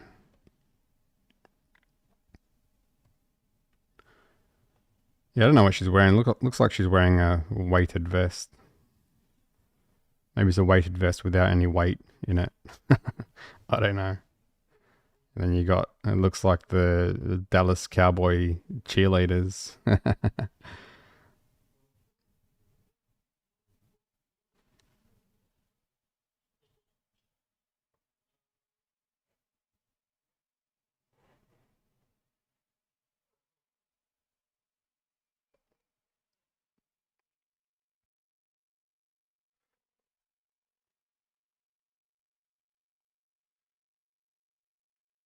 All right, Katie Taylor halfway to the ring at the moment.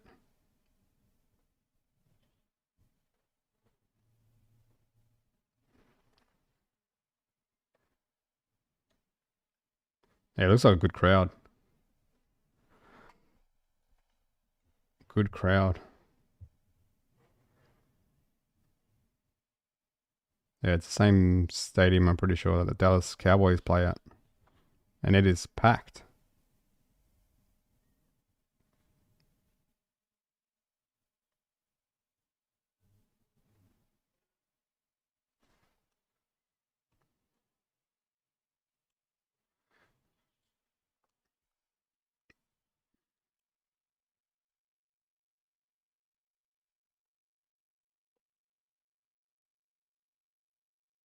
Here we go. Amanda Serrano now stepping into the ring.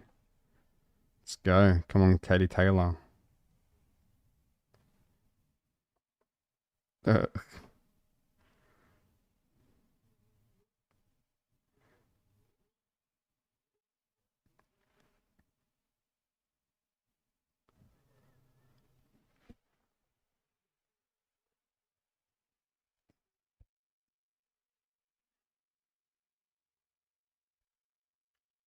all right, Katie Taylor. Amanda Serrano currently in the ring, so we're just waiting on Katie Taylor to make her walk to the ring now.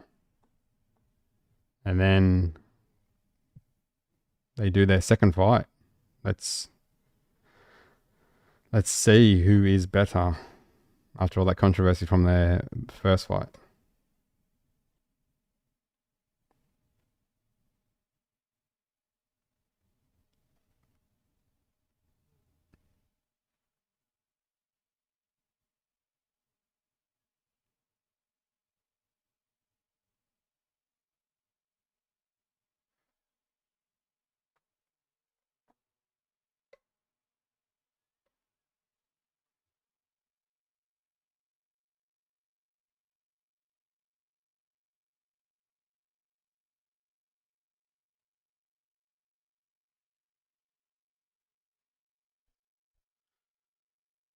All right, here we go. They should introduce Katie Taylor now, and then she should make her way to the ring.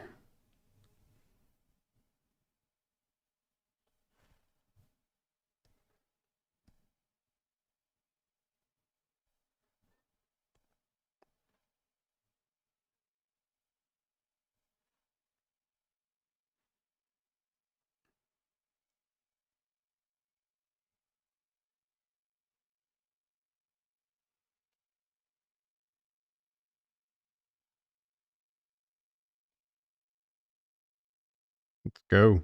Let's do it.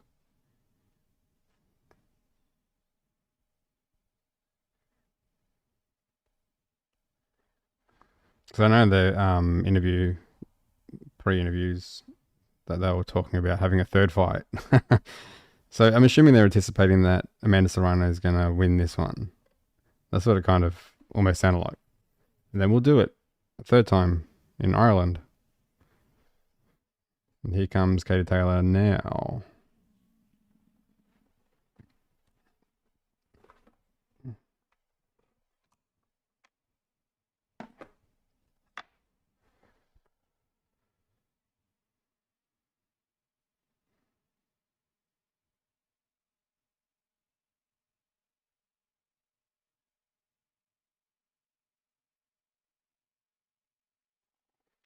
So Katie Taylor's about to make her way to the ring.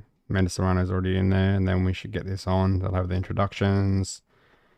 Ref will give them instructions, and then we'll do it.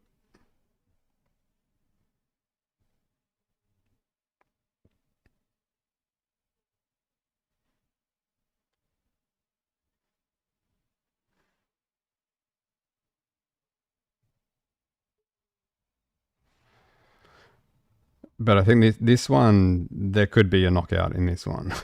The way that their last fight went, they went hell for leather. So I think it's not going to be much different. Someone could cop a big shot, and that's it. Night's over. All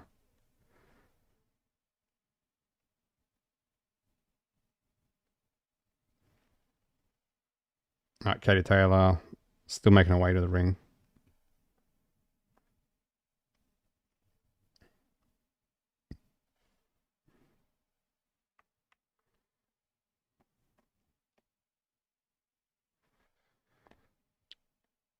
Undisputed champion Katie Taylor almost in the ring. And then we'll get this fight going.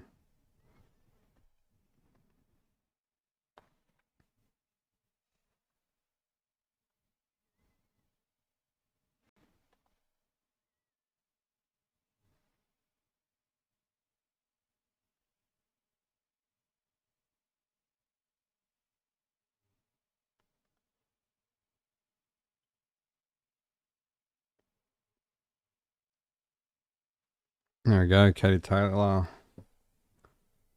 steps into the ring. Let's do it.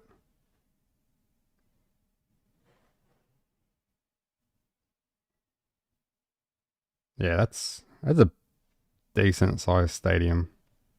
It must be good atmosphere having a full crowd at that size stadium.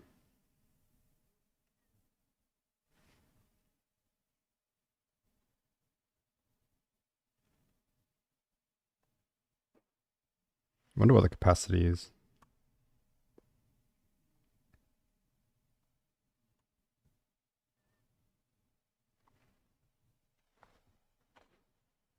Ah, they're just introducing the fighters now for the co-main event.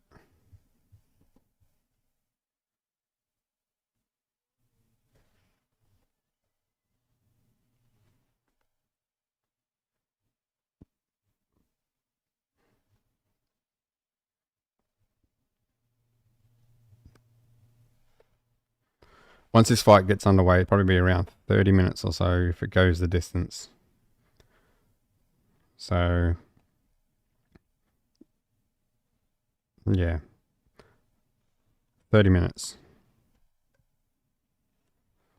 And then there'll be a fill-in, and then we'll get to the main event.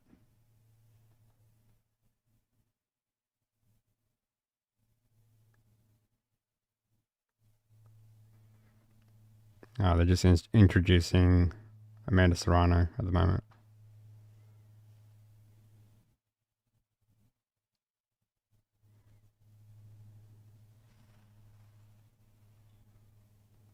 But as you can see, Amanda Serrano is a lot more experienced in terms of fights. Not sure what her amateur record is, but I know Katie Taylor had a good amateur record and she won gold in the Olympics, I'm pretty sure.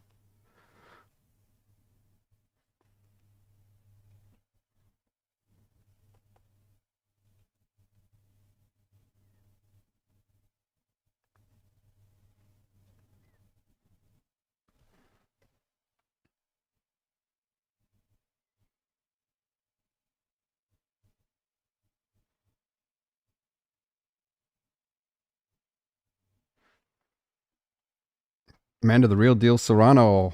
So they've introduced her.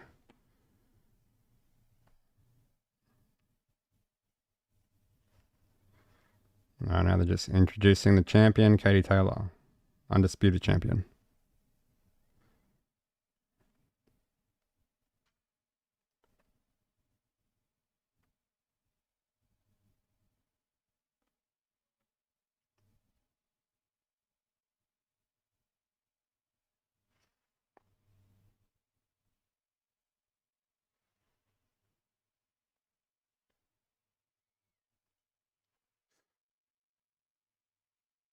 She's one of the most decorated boxing in history, apparently.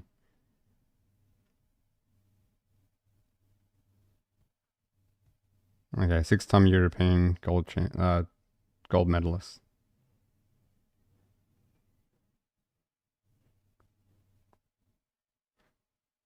So I think she had an extensive amateur career.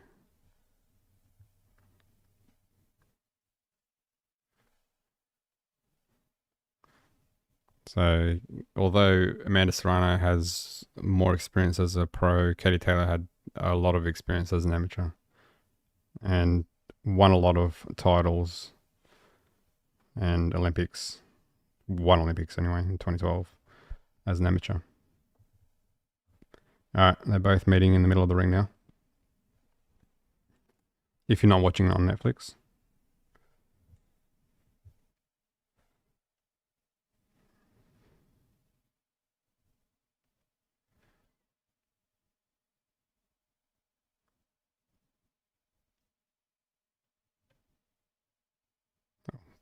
Katie Taylor looks ready to go.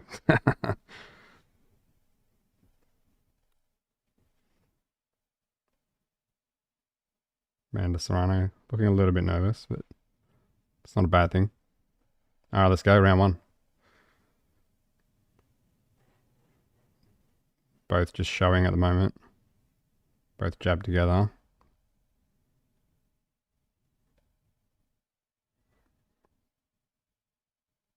Still both sort of showing.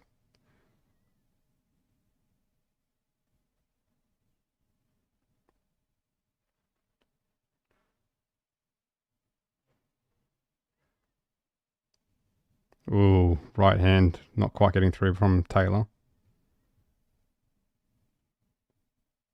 Right hand miss from Serrano. Ooh, again missing with the right hand from Taylor. Oh, good combination. Serrano got her with the right, or the left, I should say. And then comes back with a double jab. 1-2 from Serrano. That was good. Oh, right hand from Taylor. That's what Taylor needs to do. Lead right hand, come with a left hook.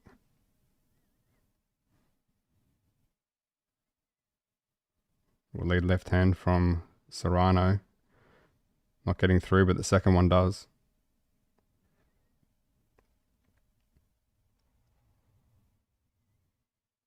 Ooh, combination from Taylor. Not quite all getting through though. Taylor on the back foot. Serrano pressing forward.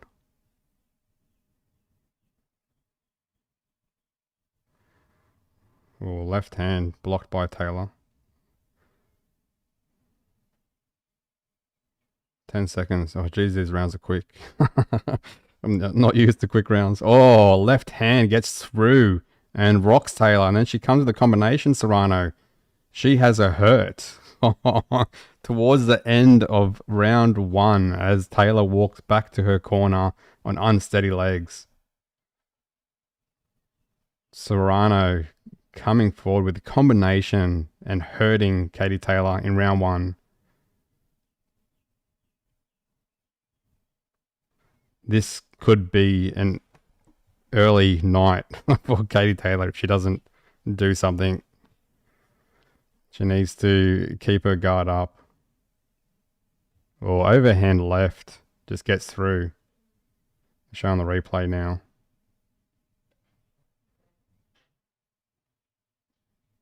Yeah, and Serrano just working her way in with the jab.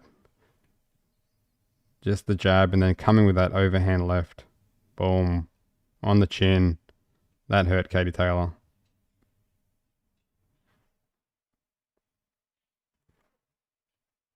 All right, here we go, round two.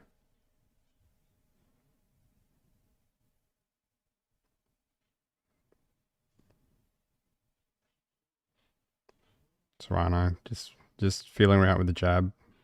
Looking for that opening with that left hand again as Taylor throws the right hand, which is partially blocked by Serrano. Oh, left hand gets through from Serrano. Well, combination from Taylor did well, but then gets caught on the way out. Oh, left hand just missed from Serrano. Oh, right hand gets through from Taylor. Left jab lands from Taylor. As they both clinch.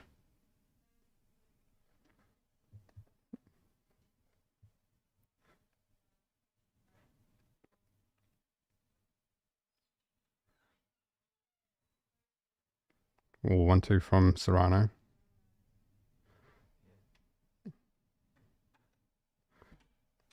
Serrano just working her way in with the jab. Still well working her way in with the jab, Serrano. Oh, but gets caught with the combination from Taylor. That was good. Again, combination from Taylor. Gets through. Oh, overhand right from Serrano. Not quite landing flush.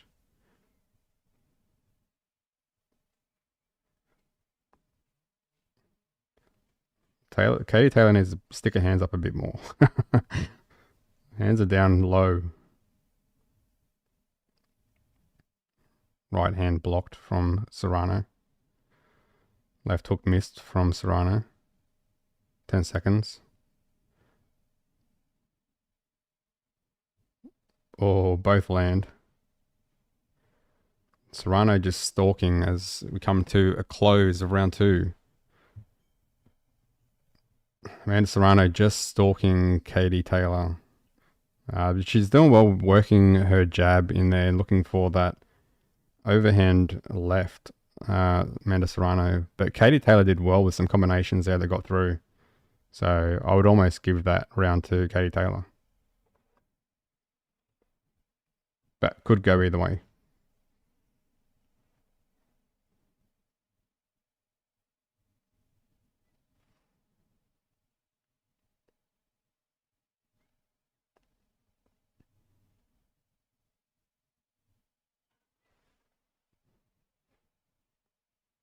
These rounds are going to go quick, as being 2 minutes as well. All right.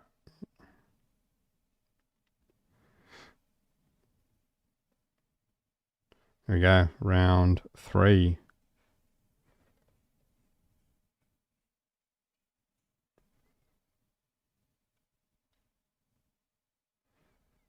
Yeah, both just showing in the center of the ring at the moment.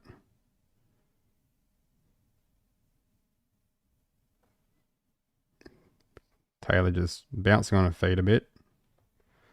Throws the lead right hand, not quite getting through. Well, left hook lands from Taylor.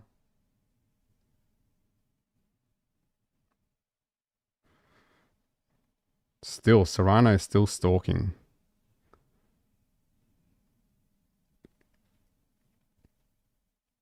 Oh, good combination from Taylor. Serrano continues to stalk and come forward. Oh, nice jab from Katie Taylor. Oh, gets caught with the left hand, Taylor, as she clinches. Oh, nice 1-2, and then tries to lead finish with the left hook, Taylor. Serrano still coming forward. Trying to work her way in with the jab, Serrano. Ooh, both throw combinations, not quite landing flush. Good right hand from Taylor. Taylor still backing up. Oh, nice combination from Katie Taylor. Finishes it with the right hand. Gets caught with the left hand then.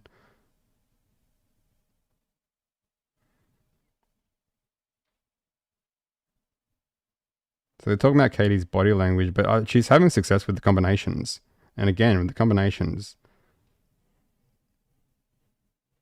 Amanda Serrano still stalking, coming forward, goes to the body with the left hand. And end of round 3.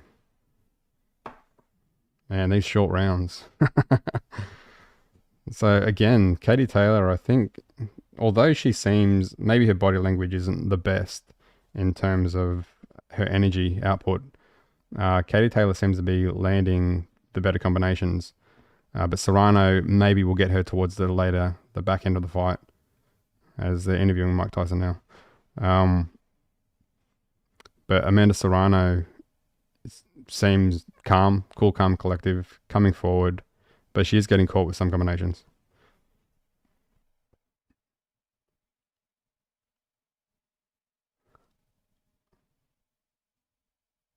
Okay. I don't know if Tyson was nude, but he turned around, walked away, and you've just seen his ass. That was weird. All right, here we go. Round 4.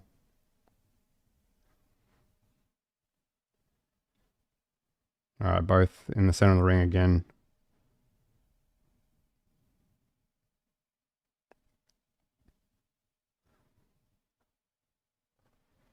So they both seem to meet in the center of the ring, and then eventually Amanda Serrano will start putting the pressure on and coming forward more. Oh, nice right hand gets through from Katie.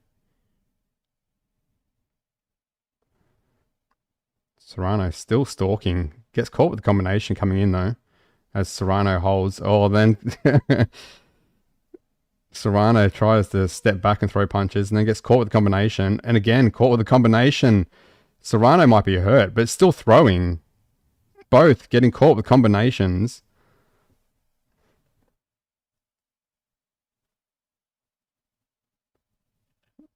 One, two from Serrano. And continues to come forward.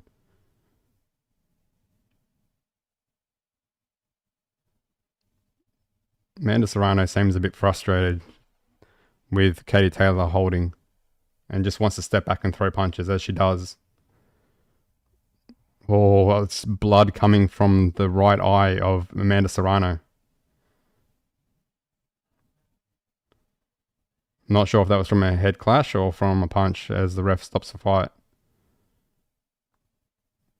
And just warns him. Oh, another good combination from Katie Taylor. 1-2 and lands.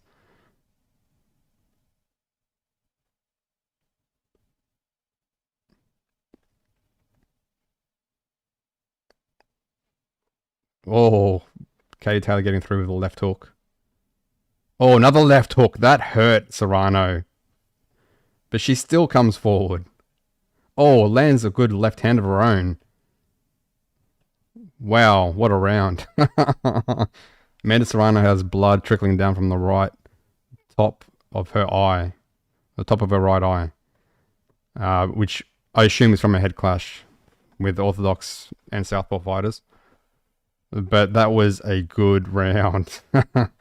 But I think Katie Taylor might have just landed the better combinations, and to me had seemed to hurt Amanda Serrano with some of those combinations as they showed the head clash. So yes, the head clash opens up a cut on the right eye of Amanda Serrano. But Amanda Serrano also seems to be getting frustrated with Katie Taylor holding. But I don't think she's overly holding. I think just with some combinations that she throws, and then when she starts to get caught from Amanda Serrano's punches, then she tries to hold.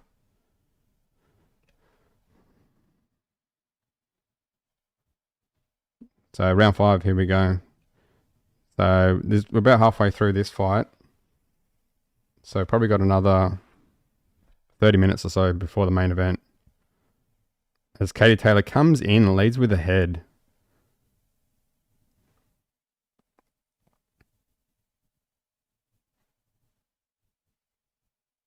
Oh, nice left to the body from Serrano. Nice straight combinations from Katie Taylor. Oh, that left hand. Oh, it was blocked from Katie Taylor that time. One got through, one got blocked.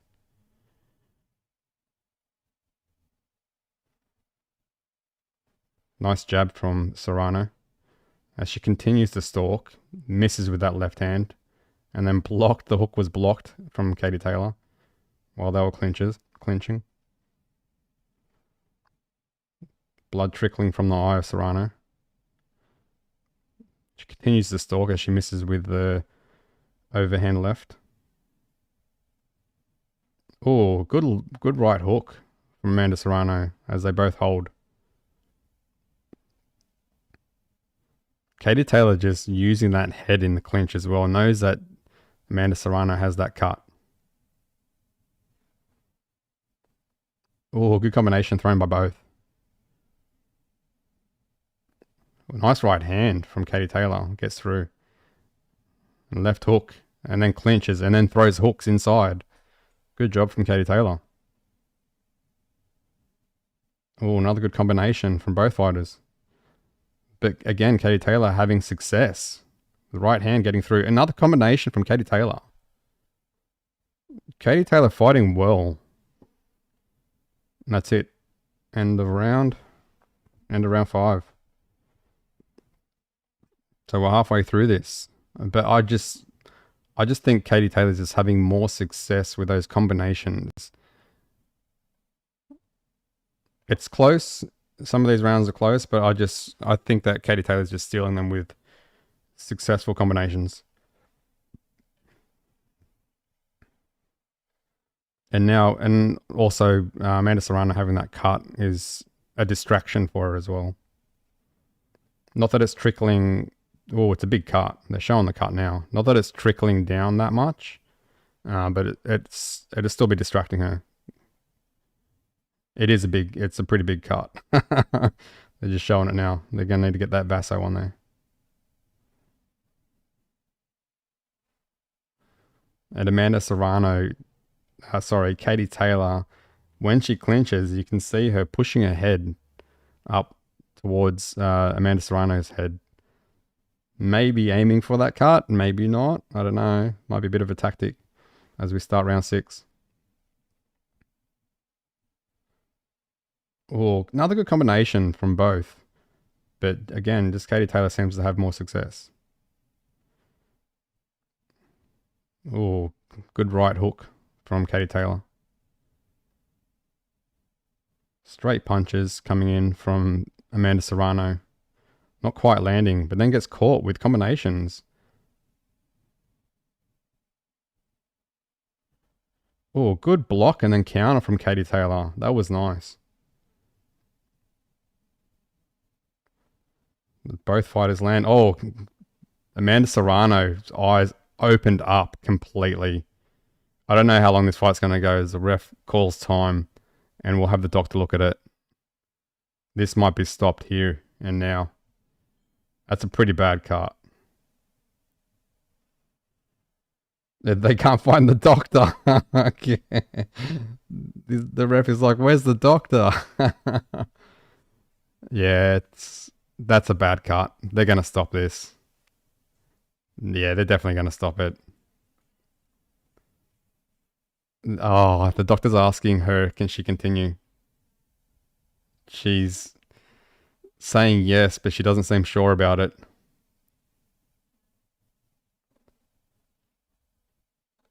So it will go to the decision. So any cut that gets stopped after round four will go the decision, go the scorecards. Katie Taylor just has a lot of energy now and confidence. Oh, nice right from Katie Taylor. And a left hook from Katie Taylor. Doing well. And Amanda Serrano just keeps coming forward. Oh, both land with combinations as they clinch. Oh, nice left hook on the way out from Katie Taylor. Oh, nice right lands, but then also Amanda Serrano comes back with a left of her own.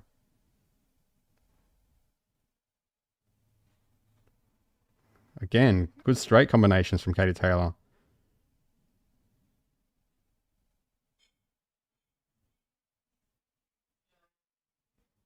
Left hand misses from Amanda Serrano as Katie Taylor finishes it with a straight right hand that connects. They're really going to have to work on the SI in this round because that cut is bad. I think they're going to end it. Yeah, they're going to end it.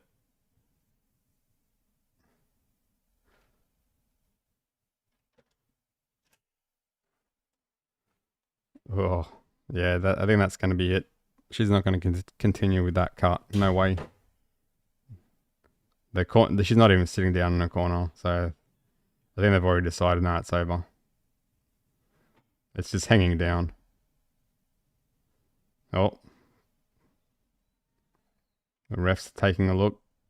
They just put a whole heap of Vaso on. It's like no pressure, just put your chin down. So what are they? What's she got? 2 more rounds? All right, 3 more rounds. So we're at round 7.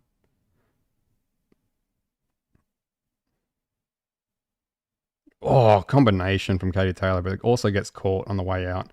And again, left hook. Oh, Katie Taylor's coming on with combinations now. Oh, Amanda Serrano comes back with combinations, but Katie Taylor's defense just seems to be holding those combinations off.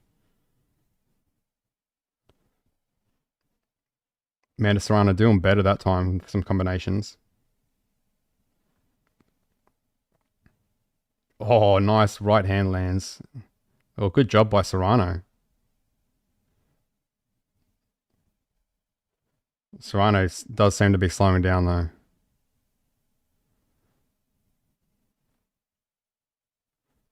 Oh, work to the body from Katie Taylor. Serrano gets through with combination. Oh, Serrano gets her with a left hand. Oh, uppercut from Serrano lands. Oh, good combination from Amanda Serrano coming back. Doing well. Straight punches from Serrano.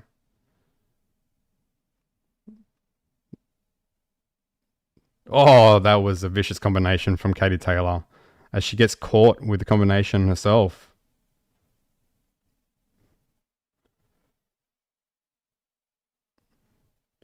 Amanda Serrano just keeps coming forward. She's like the Terminator. Oh, gets caught, Amanda Serrano. Oh, they're both throwing combinations and catching each other. What a round.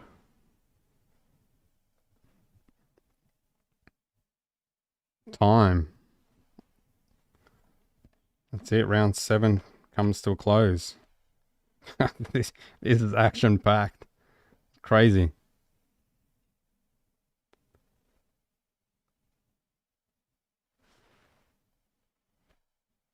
Luke's us. I don't know why you wouldn't be able to watch it from Netflix. You should be able to watch it. Maybe just look up Mike Tyson versus Jake Paul, and there should be a live option there. I know there's a whole heap of other stuff, promos and stuff like that. Oh, it's down. Okay, I don't know. Sounds like a technical issue. I'm gonna have to call Netflix. Just keep listening to this commentary. All right, here we go. Seconds down. This is a brutal fight. Brutal fight.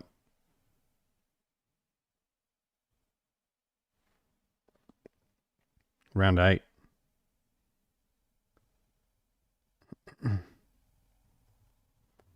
Serrano coming forward still with straight punches, getting through with the right hand. Oh, gets caught with the left hook. Oh, Serrano gets caught again, but still comes forward with the combination. Oh, and it catches Katie Taylor with the left hand and continues to throw while Katie Taylor's on the ropes. Amanda Serrano. She is tough. 1-2, Amanda Serrano. Left hand getting through and doubles it up.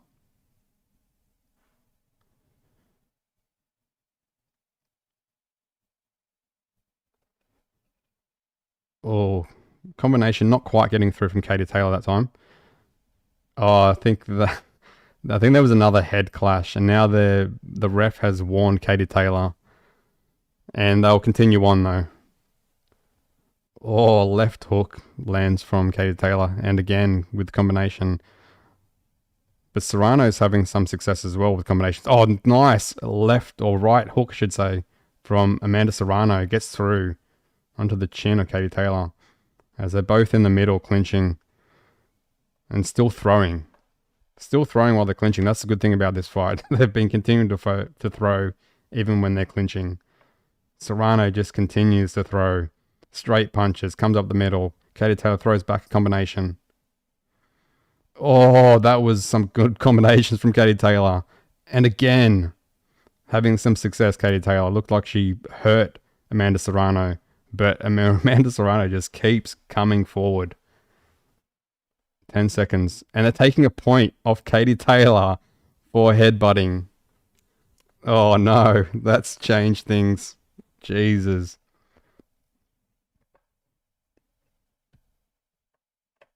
So they're taking a point off Katie Taylor for headbutting, which I don't know. I don't think that's right. Even the commentators are saying that's not right.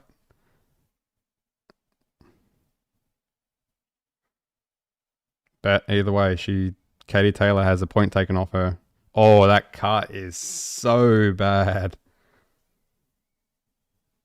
They're saying 2 rounds. Jesus. And looking at the replay, that cut is just hanging. So they're showing the replay and they're where the ref took a point off, but I wouldn't say that was a headbutt. They were both clinched. She didn't intentionally try to headbutt her at all. But anyway.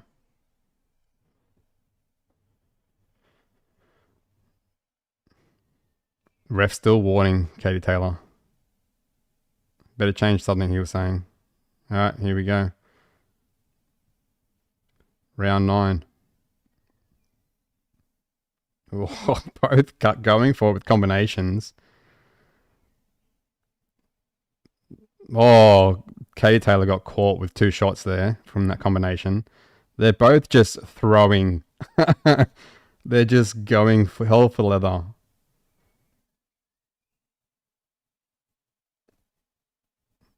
Katie Taylor having some success, pushing Amanda Serrano back.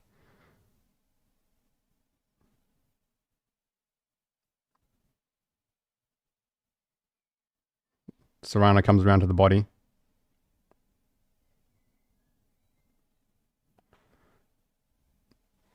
They're both just in the center of the ring throwing punches as Serrano goes to the body and then comes upstairs. And then Katie Taylor throws a combination upstairs of her own. Oh, Serrano's trying to bring him up the middle with uppercuts.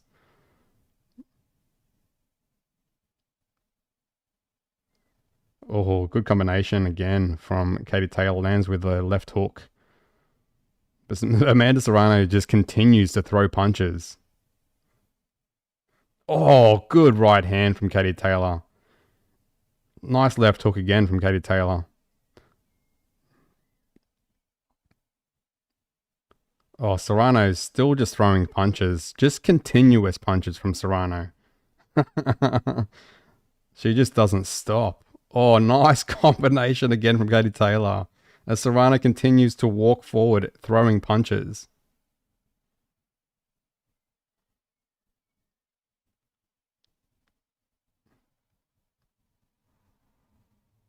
And that's it. End of round 9. One more round to go. This is a wall. Wow. Crazy.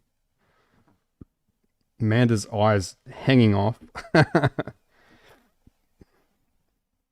I don't know. I don't know who's got this one. I feel like the earlier rounds, Katie Taylor had taken a lot of those earlier rounds with those just the success of those combinations. But it had evened out to the back end of the fight now, and obviously Katie Taylor had that point taken off her as well from that head clash or headbutt. So they say. So I think that's going to make a bit of a difference in terms of where this goes, if it goes to the judges, which I'm assuming it will, depending how this last round goes. But who knows?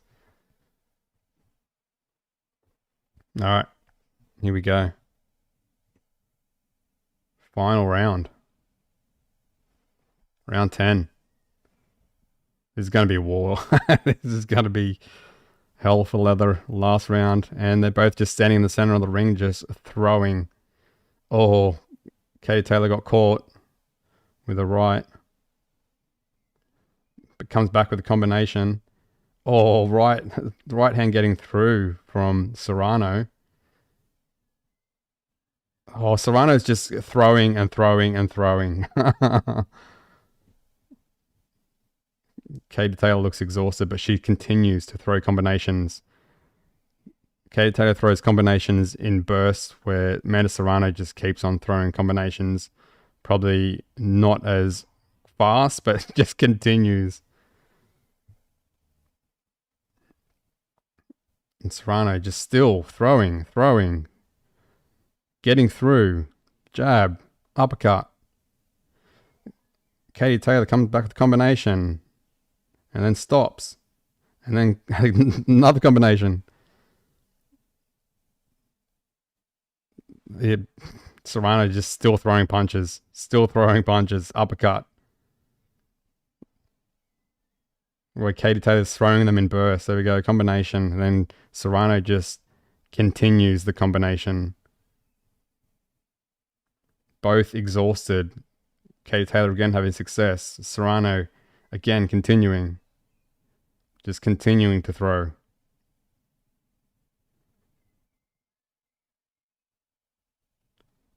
Oh, both land good left and right hands. Oh, combinations, boom, landed from Katie Taylor that time. And gets Serrano in the corner and continues to throw. Both continue to throw. Oh, and then Katie Taylor leans on her, and that's it. Fight's over. End of the round. What a fight. That was vicious. Wow. What a fight. Katie Taylor has a cut over her right eye now, but nowhere near as bad as Amanda Serrano's cut. That cut is vicious. It is open. It is hanging off. Crazy fight. I don't know who's won that. I don't know. I think it could go Katie Taylor, but that point deduction is going to make a difference as well. And it's how the judges look at it as well, because I think Amanda Serrano was the aggressor throughout the whole fight, but the earlier rounds, Katie Taylor, I think, was having more success with her combinations. And then, yeah, I think Amanda Serrano started having more success in the later rounds. And then add in that point deduction, it could go to Amanda Serrano. So again, this is a tight one, just like the last fight.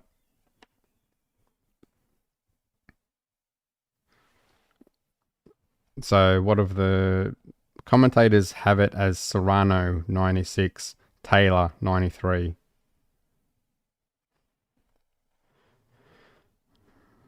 But then again, looking at theirs, they were looking at Serrano winning those earlier rounds, where I didn't really see it that way. I've seen it more as, which they could have gone either way, but I just felt like Katie Taylor had more success with those combinations and was landing them.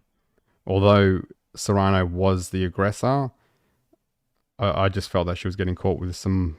She might have just been getting caught with more shots in those earlier rounds. So I don't know. It could go either way.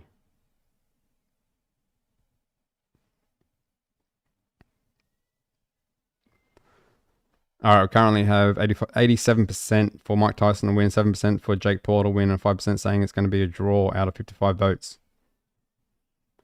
As we wait for this war to go to the scorecards. But wow, what a fight. And they're showing Amanda Serrano, and that eye is so bad. It is open a lot. She's going to have to get some stitches tonight.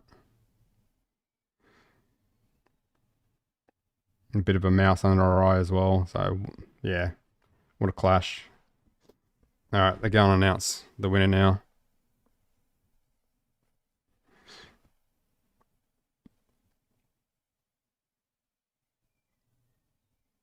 Maybe this will be another draw. So here we go. All three. 95. 94.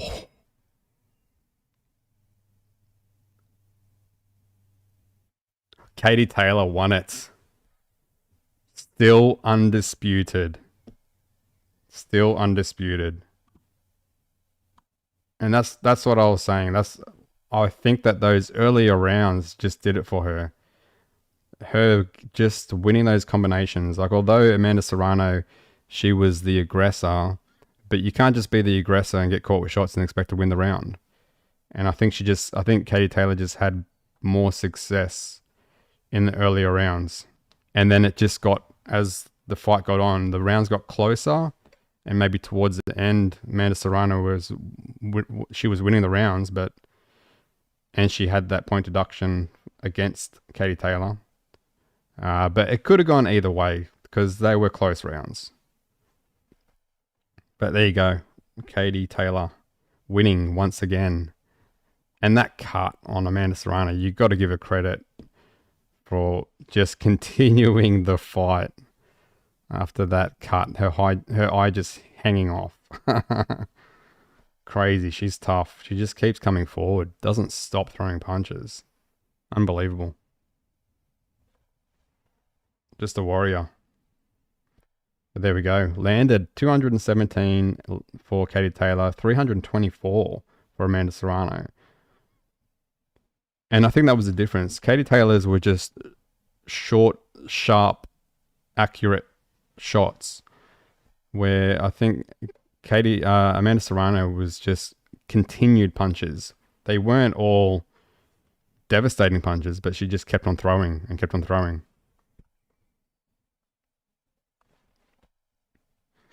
But yeah, what a war.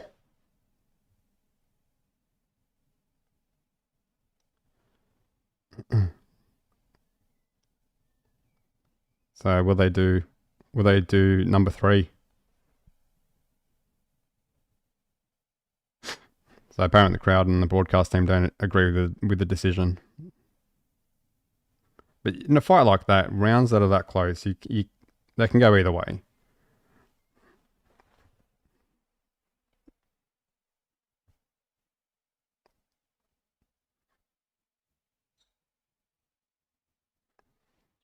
So there you go. Katie Taylor retains her undisputed championship.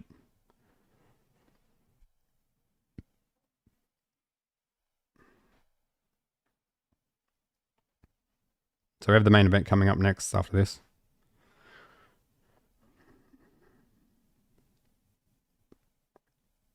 So they're talking about her fighting dirty and things like that. I I think to an extent she needs to work on how she leads with her head, because she was coming in with her head a bit, and that can be due to I noticed it towards the back end when she was tired, and that happens. And at the start of the fight, it kind of looked like she was leading with her head a little bit. But when she got that point deducted, I don't think that was intentional, and it didn't even look like her head actually clashed with the cut anyway. But it is what it is, and maybe she just needs to, she just needs to work on not leading with her head from time to time. But that's a bad cut.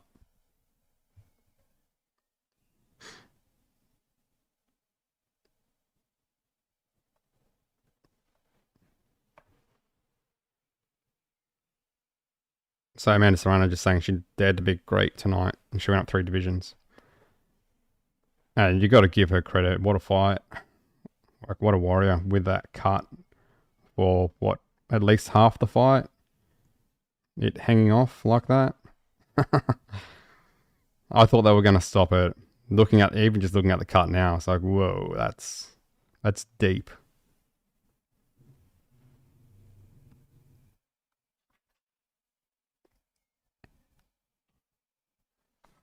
But she got through it, and unfortunately she lost. Will they do number 3? That's the question. I'd want to see number 3. Such a tough fight.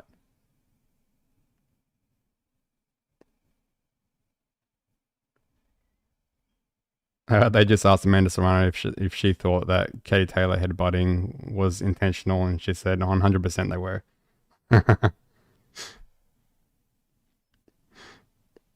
So maybe that's her style, leading with her head like that. She needs to be careful with that. And obviously, Amanda Serrano being a southpaw, you're always going to have those head clashes as well. If you have someone with a style like that leads with their head, it's almost inevitable. But anyway, wow, what a fight.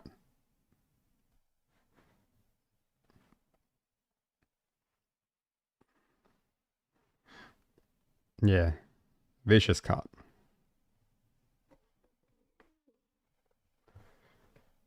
So she'll finish the interview and then go get that stitched up. Or she might watch the main event first, probably, and then go get it stitched up.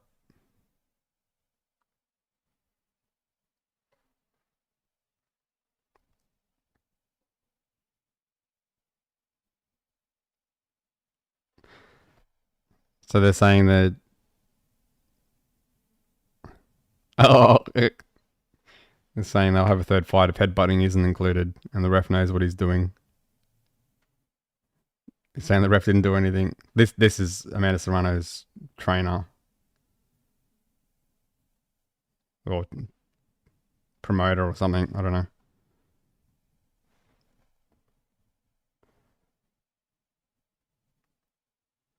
So he's just going off about Katie Taylor leading with her head and other fighters being cut viciously from her style. So maybe it's just her style she needs to fix, and she's got to stop.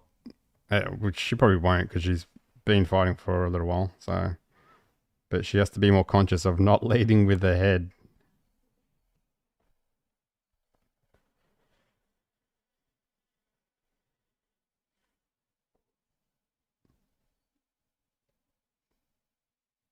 And they're just talking about Amanda Serrano coming up 3 divisions.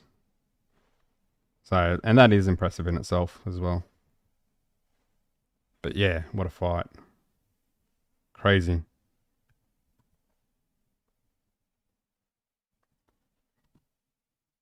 Yeah, he's saying Amanda's a little girl with a huge heart, and she is. Jesus, that didn't want to stop even with that cut.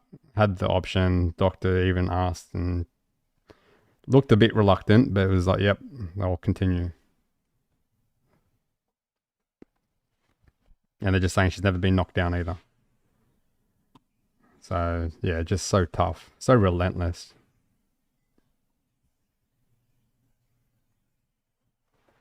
But that's it. We're finished the co-main event, and we move over to the main event next.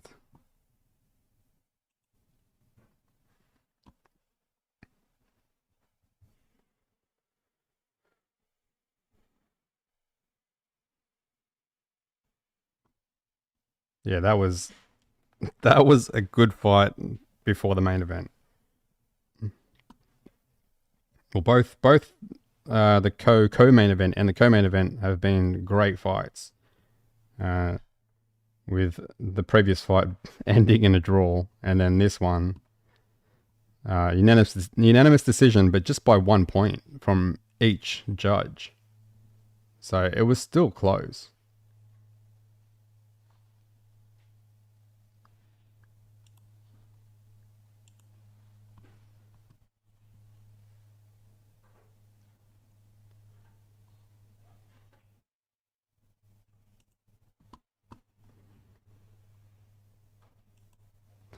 November to remember. All right, so now we wait for the main event.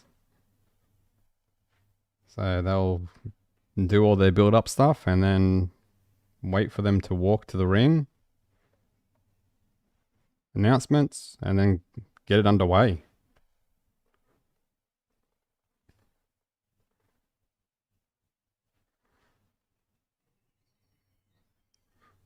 So what are we looking at? 48% saying Mike Tyson win, 7% saying Jake Paul win, 9% saying it'll be a draw. So majority out of 88 votes, majority of people thinking Mike Tyson will win this. More people think it's going to be a draw than think Jake Paul will win.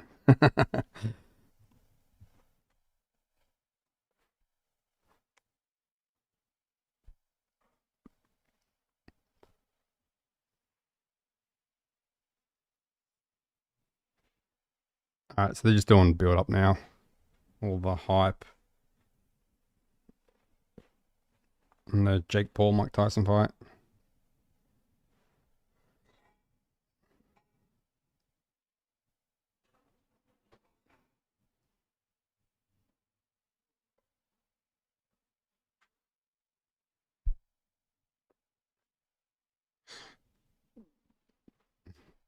Yep, so they'll do the build up now. We'll wait for them to. They haven't shown them warming up yet, so I haven't seen that. I don't know where they're at in terms of being warmed up and gloved up and everything else. So hopefully they are good to go. Considering that flight went the distance, and it was anticipated 3 o'clock my time, and it's 3:25. So they seem to be on time. There hasn't been any knockouts from the last two fights.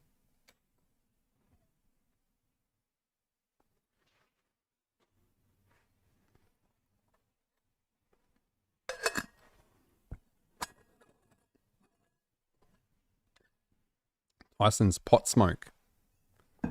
Have you tried Tyson's pot smoke?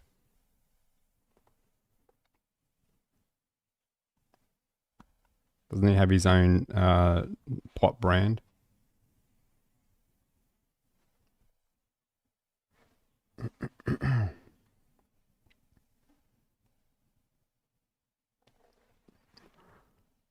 All right, so we're looking 84% saying Mike Tyson will win, 7% saying Jake Paul will win, 8% saying it'll be a draw out of 96 votes.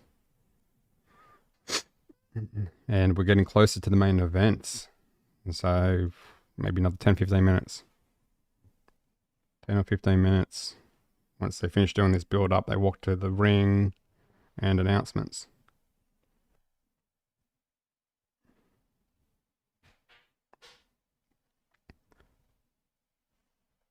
But yeah, as I think for me, the Mike Tyson's punch resistance is going to be the big thing in terms of the way that this fight goes. If his punch resistance is there at his age, then I think he has a very big chance of winning it, either by knockout, which I don't think that's going to happen, or on points. Because even at his age, I still think that he'll probably be the more classier fighter and will potentially expose Jake Paul with his lack of defense at times. But if his punch defense, if his punch resistance isn't there, then this could be an early night. And Jake Paul could win it first round. So we don't know. And although he did have that exhibition with Roy Jones Jr., that didn't really answer any questions in terms of punch resistance.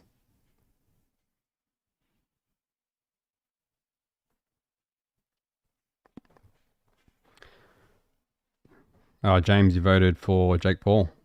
Yep, you might be right,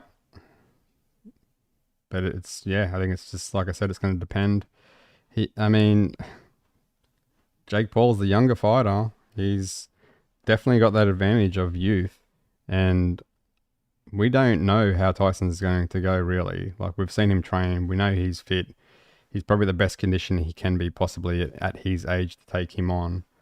But when you get to that age, like being able to take a shot, I don't know.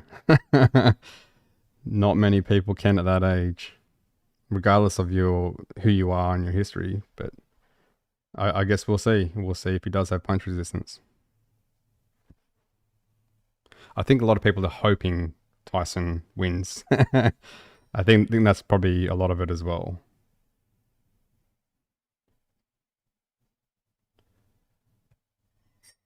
But we'll see. I think yeah, and as I said, I think we'll see. We'll have questions answered in the first round.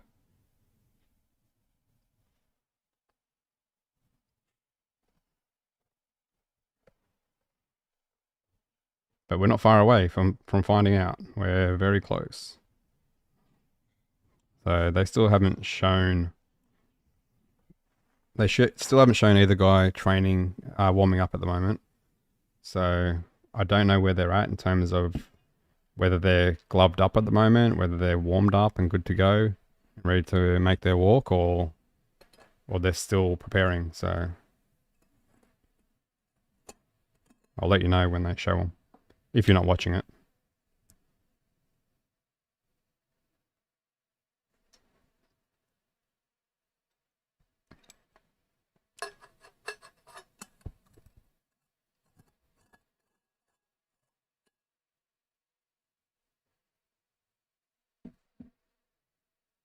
Fluintifi, is that how you say it? Voted Mike Tyson.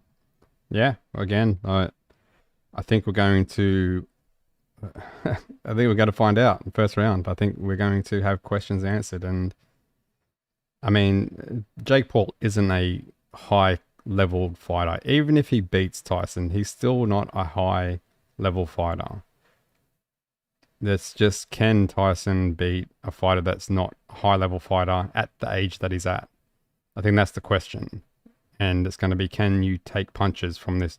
Because he is a strong boy. I mean, he's young.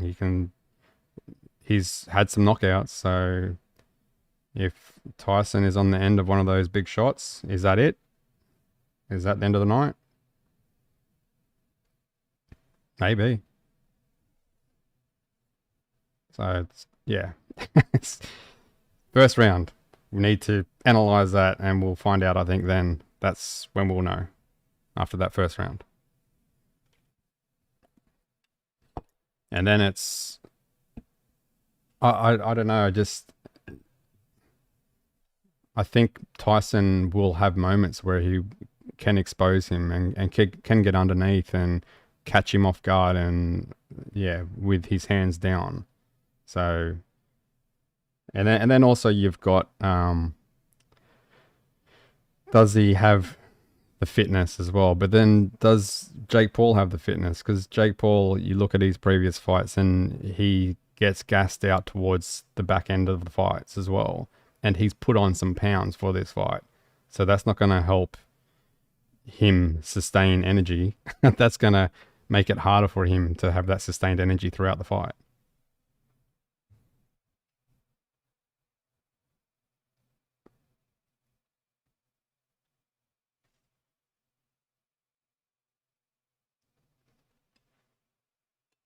But we will see. Now they're interviewing Shaq at the moment.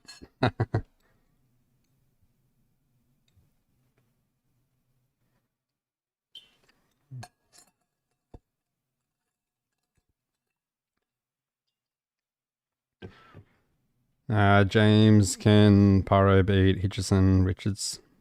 Man, I don't know. I haven't analysed that fight yet. I'll have to take a closer look. Um, Paro is a good fighter though.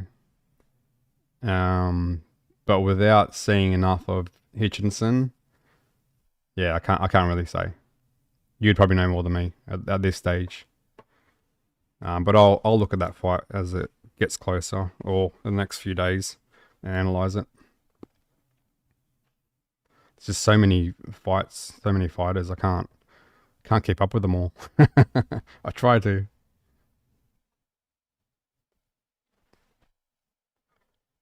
But yeah, I think Paro's last fight, like he just showed his skill level. He is a talented fighter.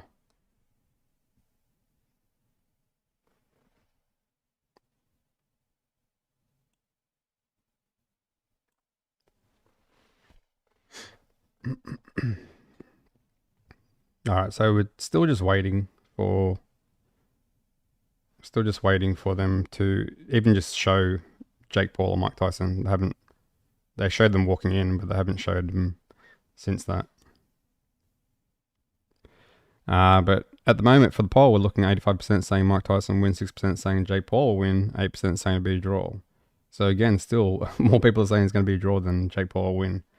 And yeah, you think it'd be a bit closer, but maybe the slap has tipped the scales of what people think. And what did that slap do? Did that expose Jake at all? Him not even reacting at the face off? I don't know, or does that just mean nothing? Didn't stick his guard up, didn't try and protect himself, didn't step back. Shouldn't have stepped on Tyson's toe.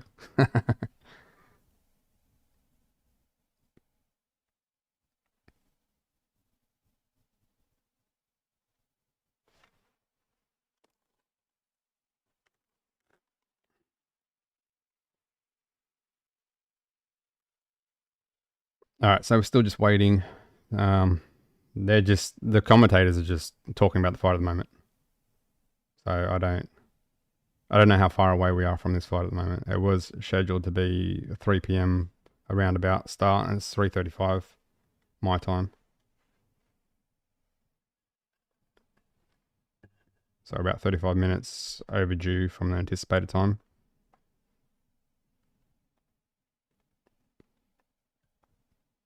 They're talking about the crowd as well, and how crazy they'll go if Tyson lands.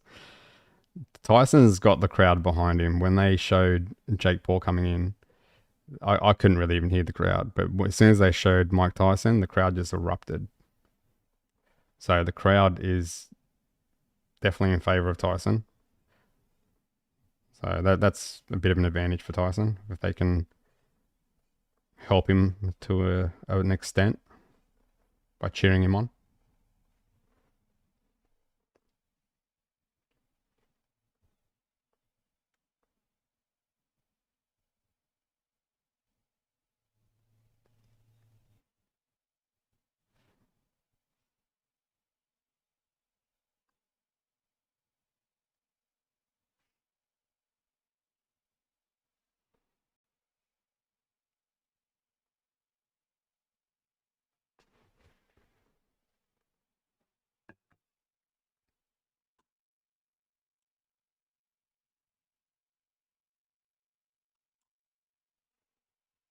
No, so we're still just waiting. They're not showing the fighters yet. So I don't know. I don't know how far away this fight is at the moment.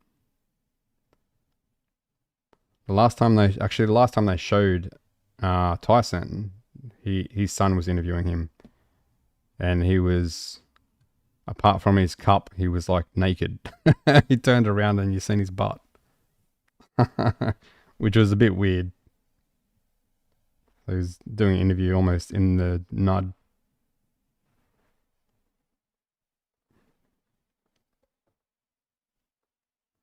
All right, so something's happening now. That's a big crowd. It's not capacity, but it's pretty full. All right, they're showing Jake Paul now. So he's gloved up. So he looks like he's ready to go. Who walks out first? Does Jake Paul walk out first, or does Mike Tyson walk out first? I'm assuming it'll be Jake Paul, considering it's his promotional company.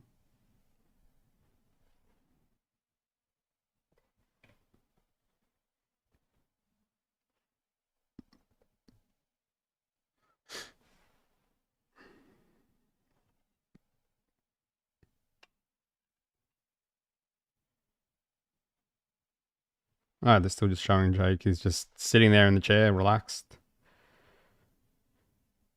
He wouldn't want to get too cold. You want to keep warm. And as he gets up and starts jumping around a little bit, keeping that body warm.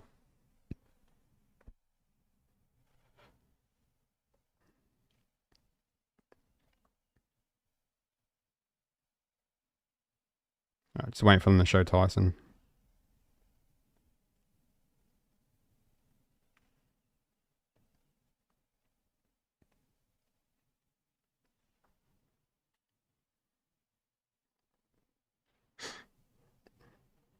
Here we go. I think Tyson might be walking out in a minute.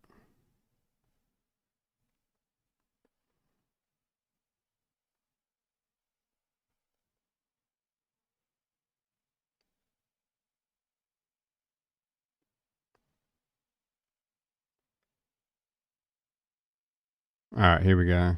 We're going ringside now. To the commentators.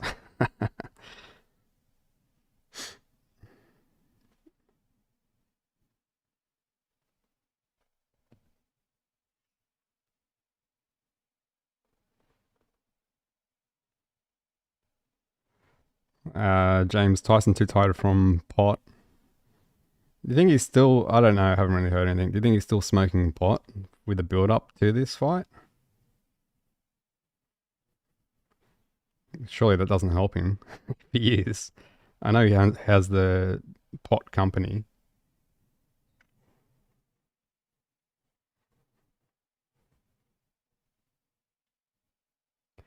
They're just showing now Jake's previous fights. And Tommy Fury, who beat Jake Paul. His first real test when he fought an actual fighter.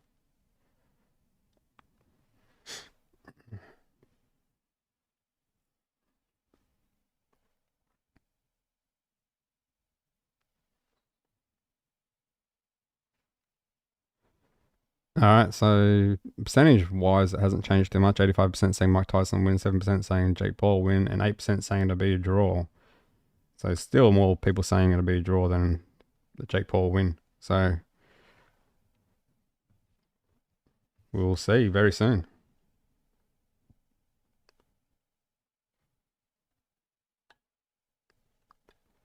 And they're just showing highlights of Jake Paul at the moment.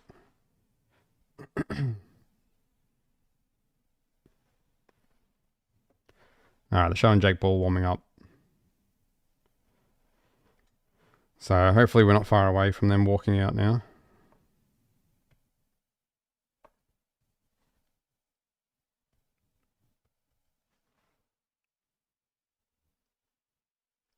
This is good. Let's see what happens. See what questions will get answered. They're showing Logan Paul with Jake Paul there.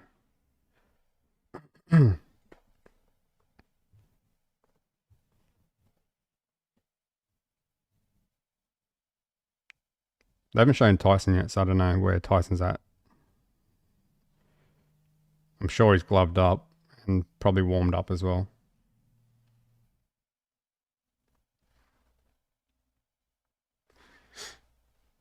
Alright, now they're showing highlights of Tyson, so surely we're not that far away.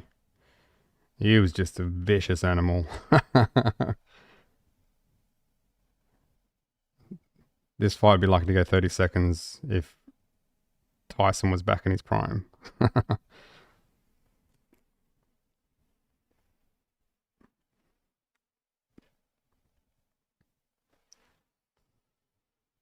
Showing his fight against Burbick.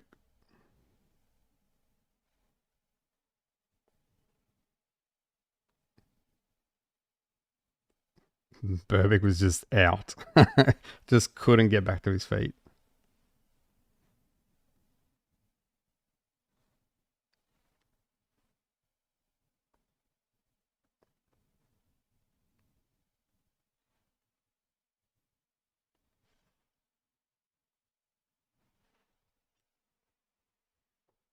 So we shouldn't be too far away. Just showing highlights of Tyson, and then I'm assuming we're going to get to the walkout after this.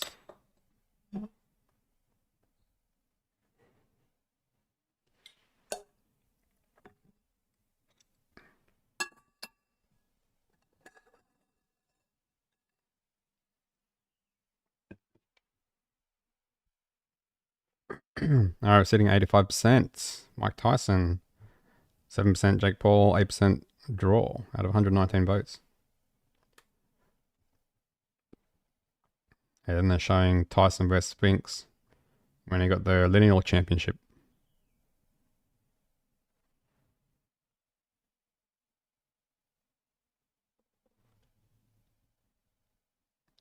Yeah, he was out.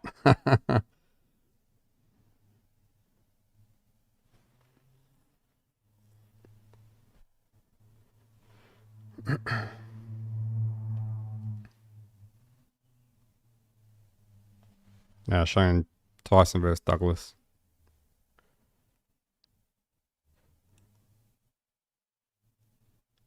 Biggest upset in sporting history. Douglas versus Tyson.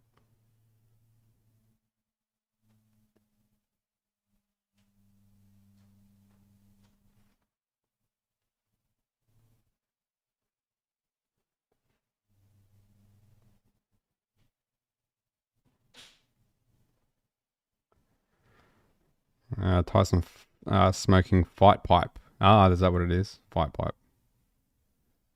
Let's have a look.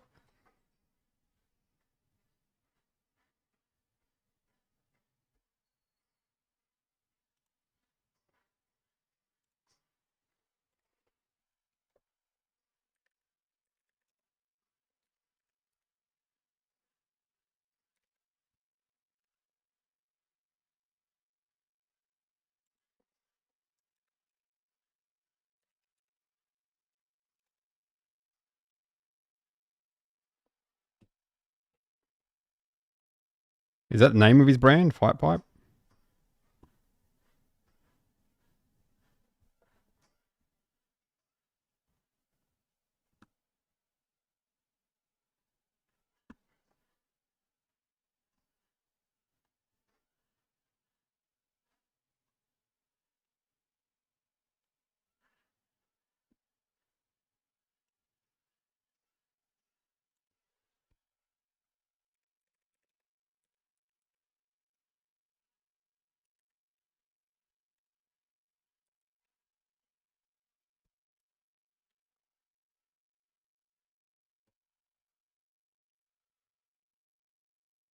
They're still just showing Tyson highlights at the moment, so they should be walking out soon.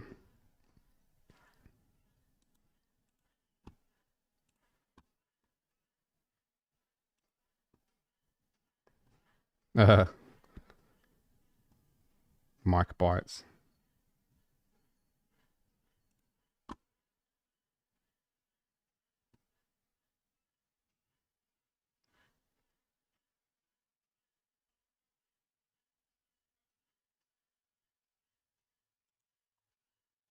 All right, they're going to announcements now, so we should see the walkout.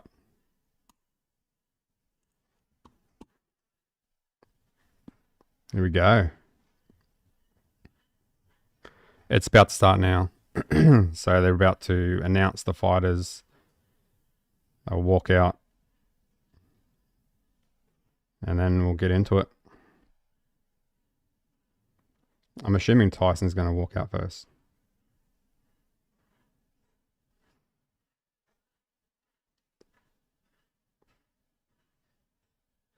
Who am I tipping? Oh, that's a tough one. If I was going to put money on it, I'd probably say Jake. but I don't know. I think my heart says Tyson. I just want Tyson to win. Knockout would be good as well.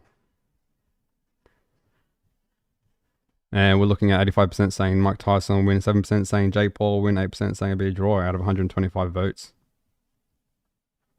All right, they're just doing the national anthem at the moment.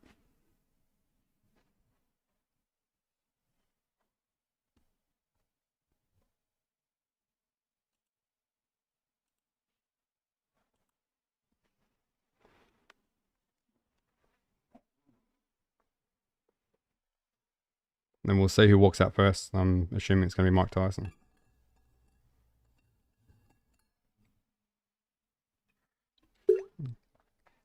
Who are you tipping, Harry?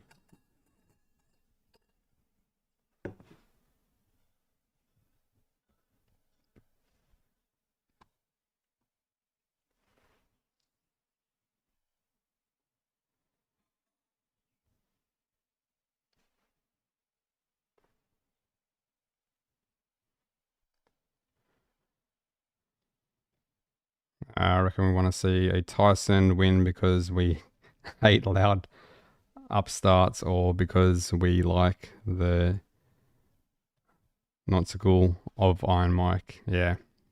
I think, yeah. I think most people want to see Tyson win this. So, and there's a lot of people that don't like Jake Paul. I think it's just things that Jake Paul says as well.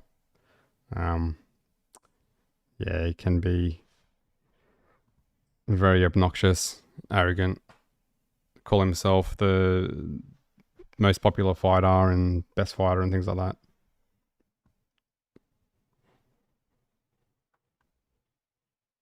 All right, so the anthem's finished. So we're about to have the walkout now.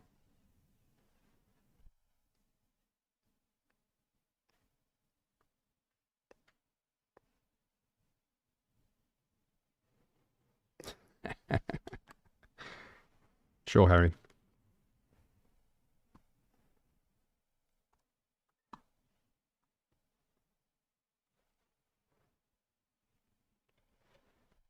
All right, now they're just showing all the stars as they do. Oh, it's one of the Dallas Cowboys, Shaq O'Neal.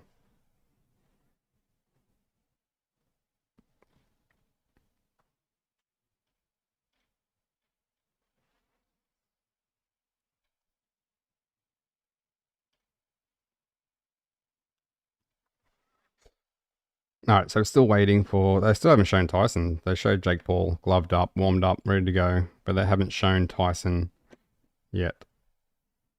So I'm assuming he's ready to go. As they did the tell the tape, Jake Paul 27, Mike Tyson 58, Jake Paul 6'1", Tyson 5'10" inches. Mike Tyson actually came in a little heavier than Jake Paul, which I wasn't expecting. Jake Paul has the reach advantage of 76 inches, where Mike Tyson's reach is 71 inches.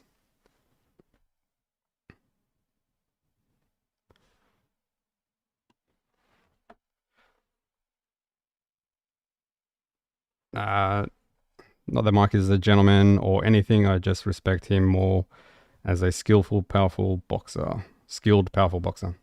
Yeah, no, I agree. And I think he just has. Mike Tyson's just, in terms of like skill and throughout his career, of course, he's way ahead of Jake Paul. What has Jake Paul really done other than fight MMA fighters?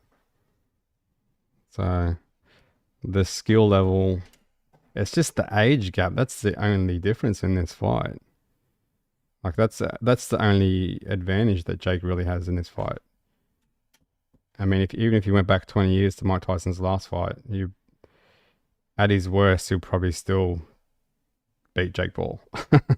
I think that's just my opinion.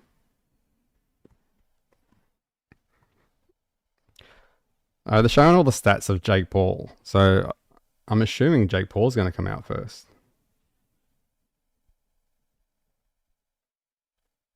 First pro fight was in 2020, so he's had a whole 4 years of pro fighting.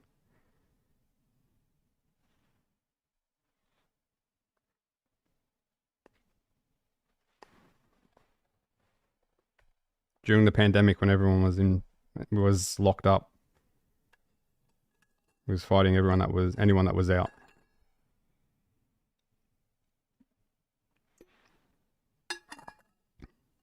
All right, here we go. I'm assuming this is going to be Jake Paul walking out, which I thought he would come out last.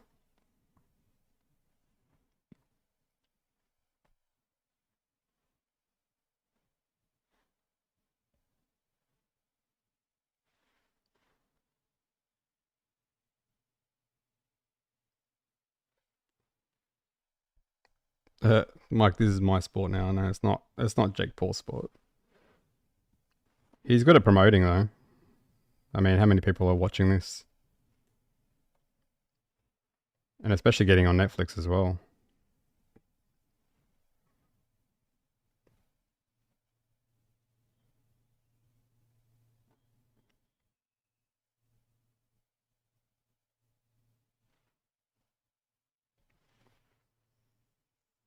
All right, here we go. Jake Paul's coming out now. It looks like he's going to come out in a car.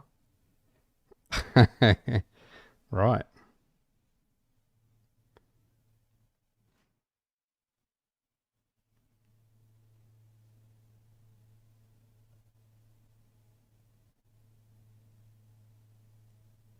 Oh, he's got Logan Paul there in the car with him.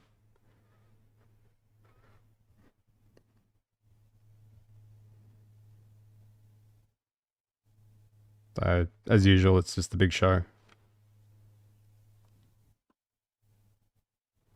But there you go, Jake Paul coming out first. Maybe showing a little bit of respect to Mike Tyson. He's got a pigeon in the back. No, that's the one he tried to give to Mike Tyson during their pre-fight interview. And Mike Tyson said he'd feed it to his hawk.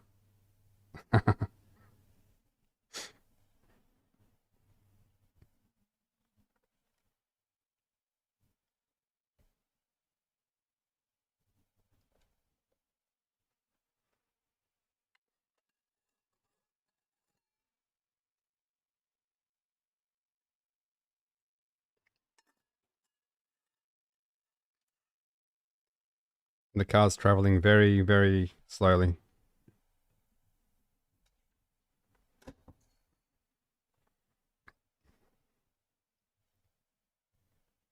He could have walked faster than this.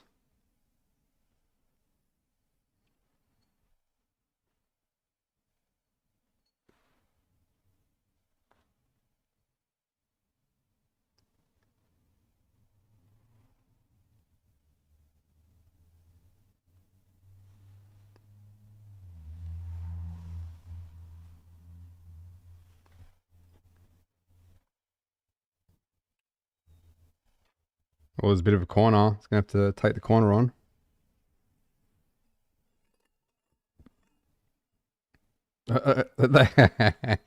They can't go around the corner, so they have to stop. All right, now he's walking.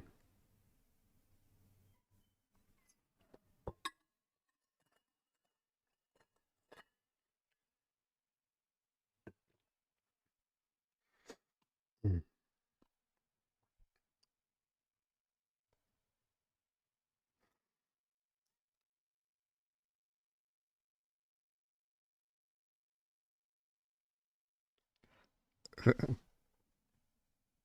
I'm drinking my I'm drinking my bottle of Prime. I got my crack pipe lit.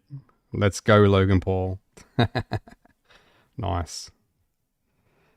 When oh Jake Paul's just about to step into the ring, so and he's come to the ring first. So we got Mike Tyson coming next. So not long. Another 5 minutes or so.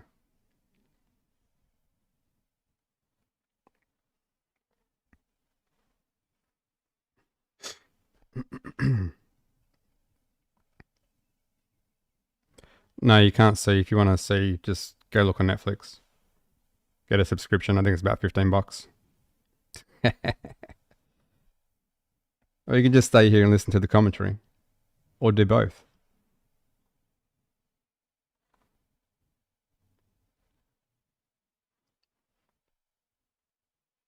All right, so I've got Jake Paul in the ring now. So now waiting for Mike Tyson. They're going through all his stats, and he'll make his way to the ring.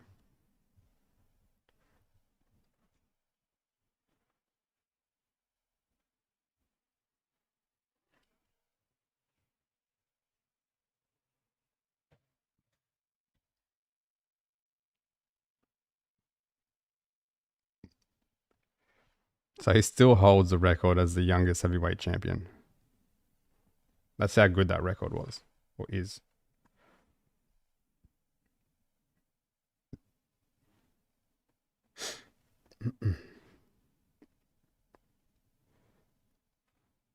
I think that this fight being delayed has definitely been an advantage for Tyson. I think if it happened when it was supposed to happen, I don't think he would have had that time to get to the condition that he's at, because he's definitely changed in terms of the condition he's at right now.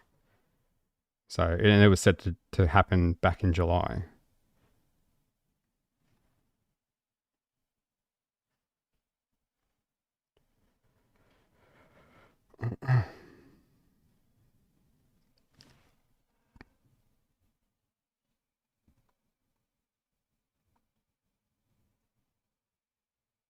Oh, that slap.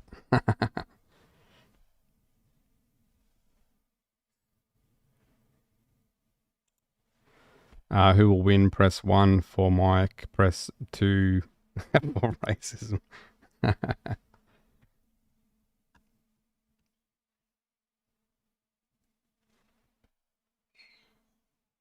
right, so now we've got Mike Tyson coming to the ring.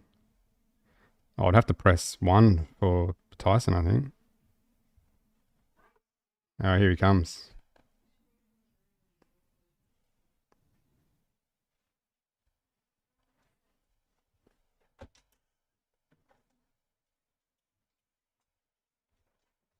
And he's just going all by himself. He doesn't have anyone, any of his trainers or anything there.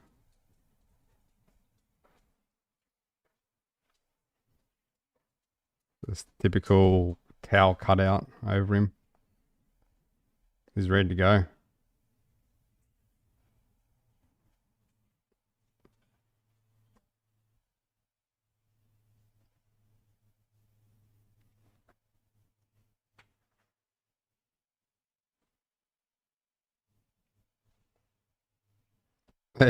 He's just ready to go.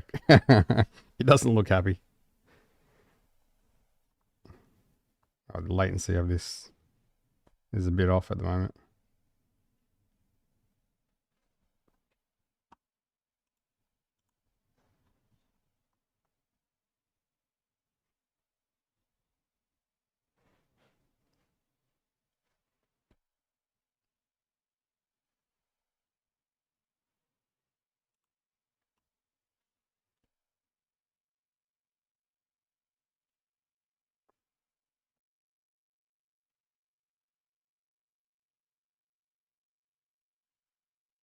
I don't know what's going on. Having connection issues at the moment.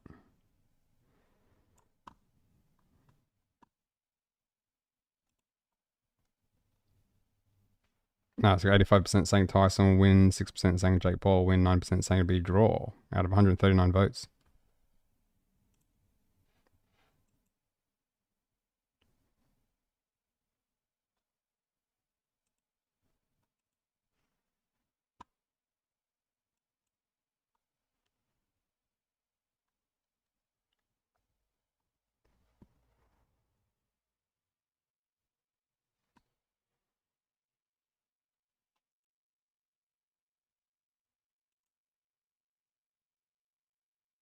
All right, having some issues with this Netflix at the moment.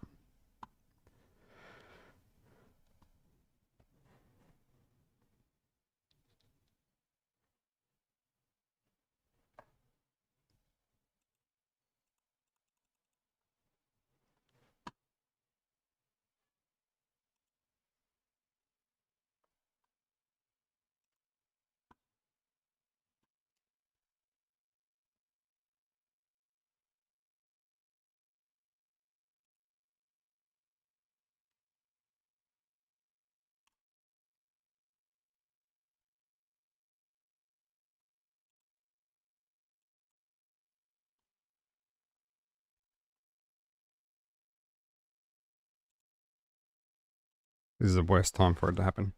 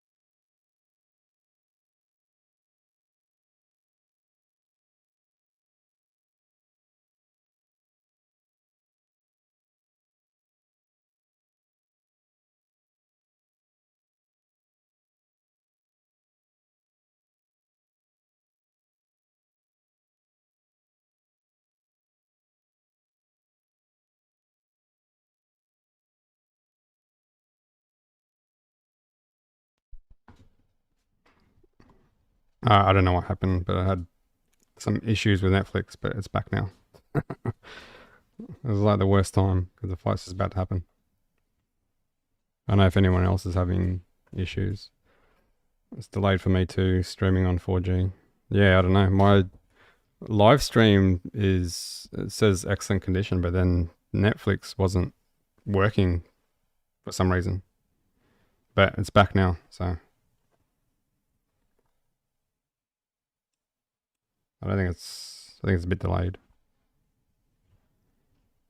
Alright, here we go. So the ref's giving his instructions now. Just back in time. Tyson looks pretty relaxed actually. Jake looks ready to go. Alright. This is what we've been waiting for. Let's see. Like I said, first round, let's see what happens. What's his punch resistance like? All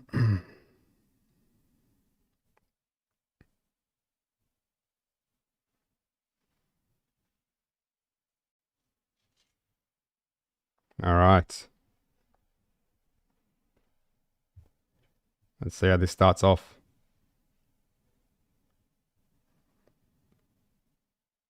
Waiting.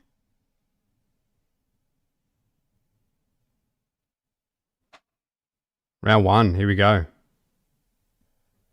Here we go. Tyson coming forward with double jab. Again, jabbing. As they both clinch. Tyson coming out fast. Oh, Jake throws an overhand right, blocked by Tyson. Oh, jab. That was nice. Coming up. Oh, right hand from Tyson. Beautiful. Jab getting through from Tyson. Oh, left hook, blocked by Jake. So I told you, Tyson will expose him with some of his bad defense. It's just going to be Tyson's punch resistance when he gets caught. That's going to be the big question. Jake backing off. Jake fighting scared. Alright,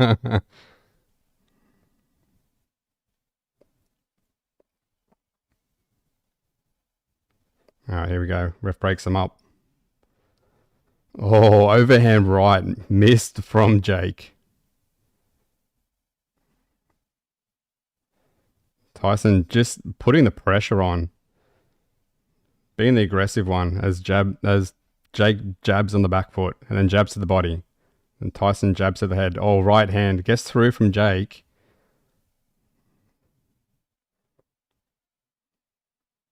Tyson looked like that hurt him a little bit when he got through with the right hand.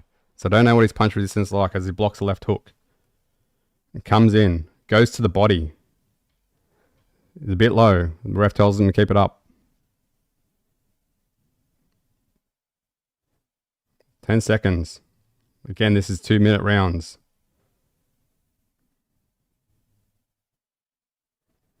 Tyson doing that old habit he used to do by biting the gloves. There we go, round 1.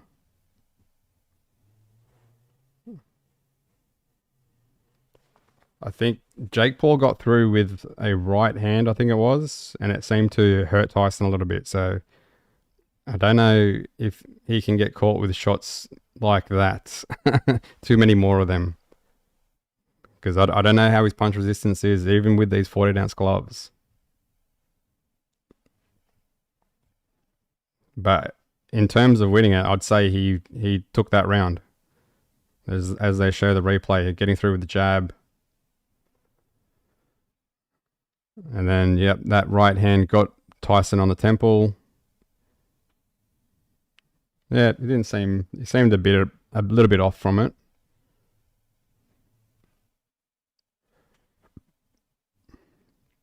All right, here we go. Round 2.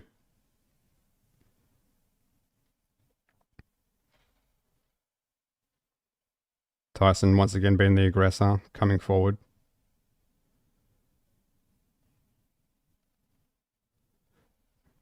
Comes in with triple jab, trying to close the distance. As Jake goes to the body with the right hand, which is probably not a bad tactic, aiming for that body. Oh, left to the body, comes over the top of the right hand, Jake Paul. Not quite landing flush. Oh, nice left hook as he come under and countered Jake from Tyson. That was good. Tyson looking for openings. Comes in with a jab as Jake goes to the body again. Jab as Tyson with nice head movement from Tyson. And again, nice head movement. Or body shot from Tyson as they clinch. Tyson, Jake Paul holding on.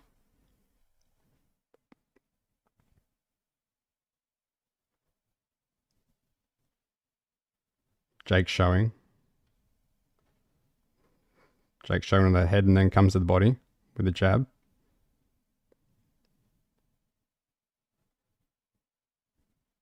Tyson just stalking. Trying to figure out a way in with his jab, Tyson. The jabs tries to move in. Double jab, tries to work his way in, Tyson. Jab lands from Tyson. 10 seconds.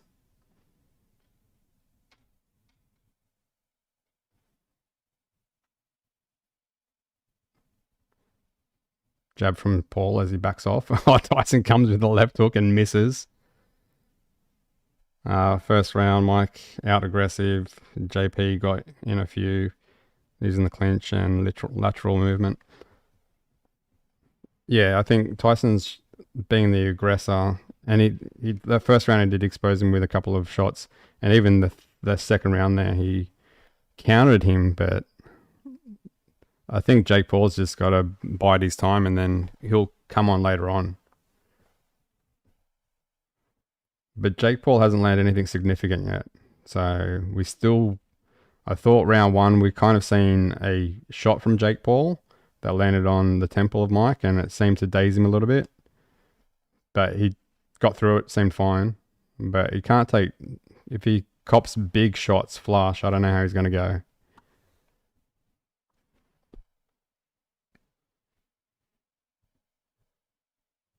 All right, here we go, round 3.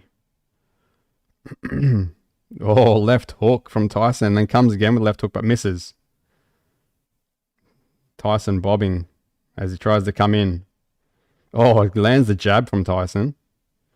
He's trying to close the distance with that jab.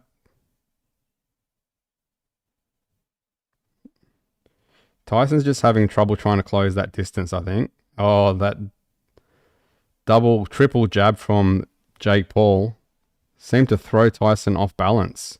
Again, jab from Jake Paul, and again lands with a left hook from Paul, and then Paul goes to the body, right hand. Oh, left hook. Jake Paul's coming on in this round. 1-2, left hook. Finishes the left hook. Oh, right hand from Jake Paul. Not quite flush. And then misses with the overhand right from Jake Paul.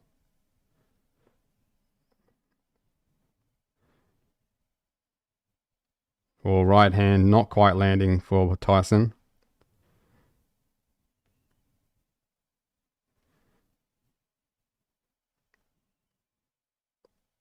Oh, right hand. Then finishes left hook from Jake Paul. I don't know how much longer this is going to go as Tyson clips him with a left hand. But Tyson doesn't look good at the moment. He looks like he's almost gotten rid of all of his energy at the moment. Expended his energy.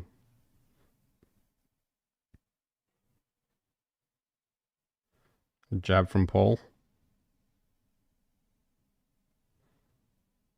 Tyson just can't find a way in as he tries to work his way in with a jab. Comes to the body with the right hand, then over the top. Not quite landing flush. 10 seconds. Jab from Jake.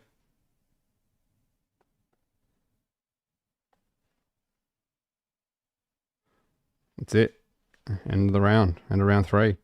Oh, what are we up to? Round 4?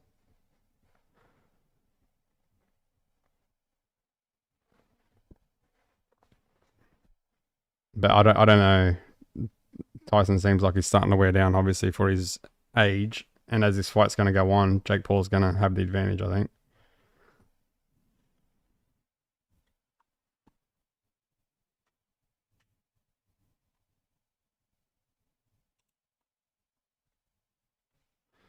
All right, so the same Tyson, more jabs, more right hands.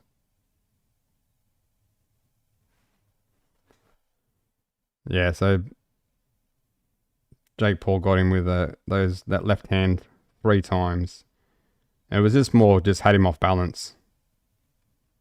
So I don't know. It's hard to see if it actually hurt him or if he was just off balance.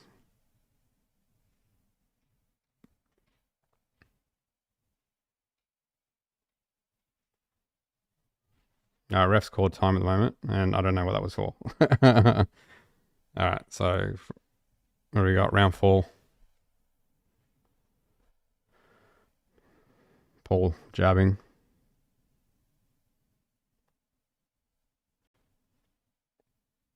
Coming forward with a jab. Jake Paul. Throws it right to the body, blocked by Tyson.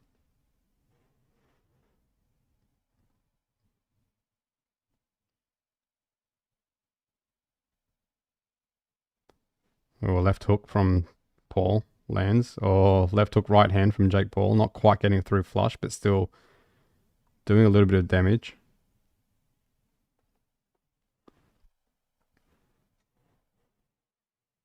Tyson not really having that much success at the moment. He's not coming forward. He seems to have slowed down a bit.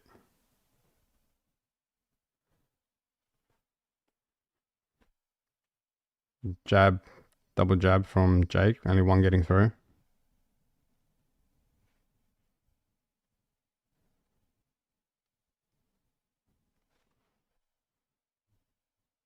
Oh, nice block from Tyson as Jake goes jab to the body for Tyson. On Tyson, I should say. Jab from Paul.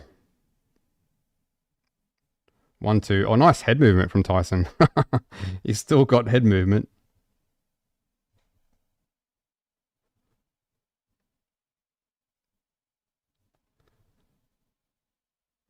Tyson moving around, trying to be light on his feet as Jake Paul jabs to the body.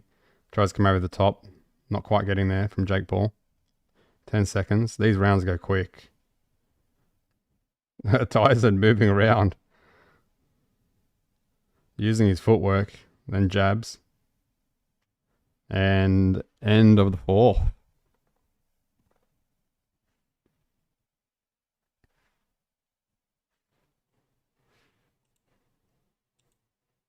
So there we go. Coming up to round 5. So we're beyond halfway. Will this go the distance? I think if it does, I don't think it'll go the distance, but I think if it does, I think it'll be Jake Paul winning it on points. Because I think Tyson's starting to slow down. I don't think he can do enough to win on the scorecards. So it might be Tyson needs a knockout. They show a replay of Jake Paul throwing a right to the body and getting through. And that's the tactics you want from Jake Paul. Like the older fighter, you want to target that body. Use your length, use your distance, target that body with the jab. Straight punches. Don't get in too close. Here we go, round 5. Jake Paul comes in, bouncing on his feet.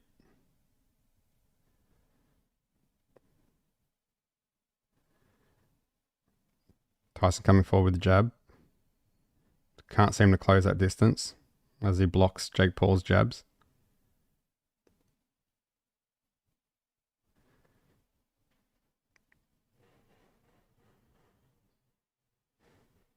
Oh, overhand right from Jake, just glazing Tyson's head.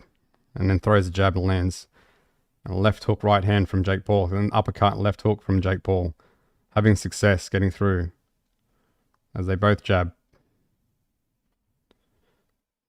Jabs downstairs. Tyson comes forward with the jab.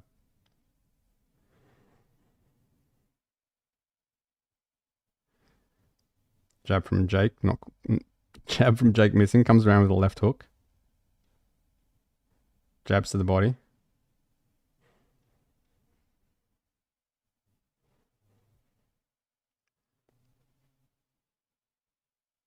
Oh, left hook from Jake Paul. That landed hard. And then Tyson came back with a counter.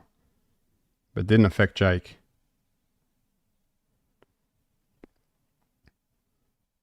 Double jab from Jake.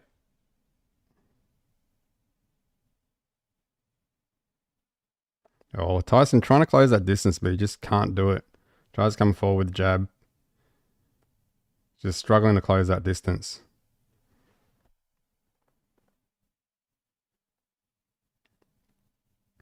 $10. As Jake throws the right hand to the body, then comes upstairs with the right hand. Oh, left hook. Landed. I've got to say, Tyson's copped a few shots flush, and he seemed to have taken pretty well for his age. I'm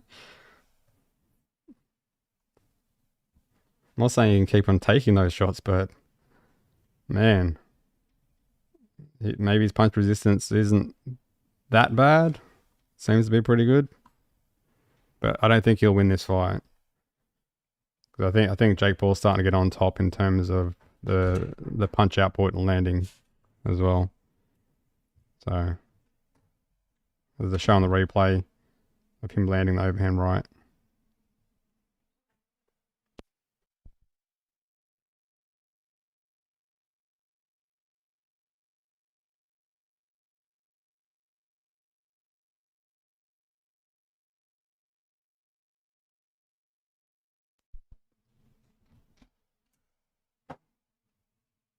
All right, round 6. Tyson comes in with a jab, same with Jake Paul. Oh, slips the jab of Jake Paul. Tries to come in with a jab of his own, Mike Tyson.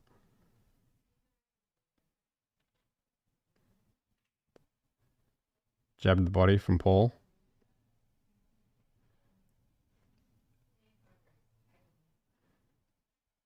Well, Tyson's still trying to close that distance, but just can't seem to do it. Oh, right hand blocked by Tyson as Tyson tries to come in with that left hook. Jab lands from Paul.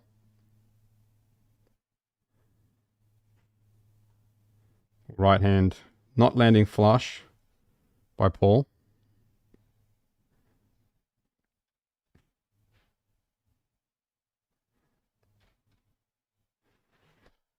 Jake jabs to the body. Lands.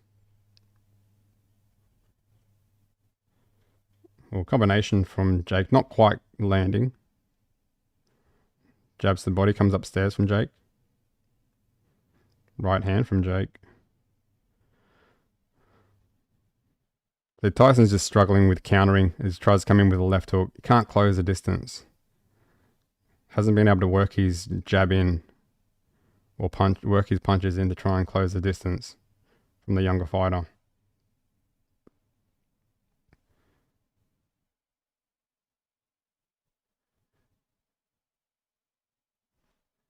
Jake seems to be slowing down a bit. He might be gassing out a little bit. He's not doing much, Jake, actually, at the moment. As Tyson comes forward with a double jab right hand, but Jake just backs off. And that's all he's doing. He's just backing off.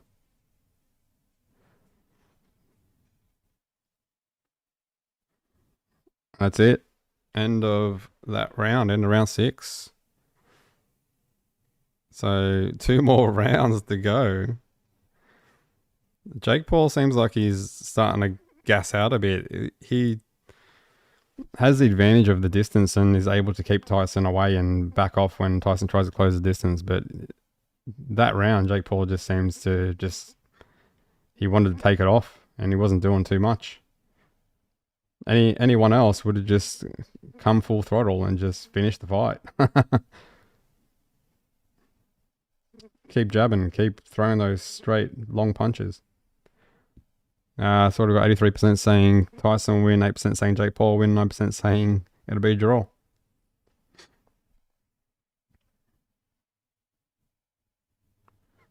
So Jake Paul's corner trying to egg him on, trying to motivate him to get the fight done.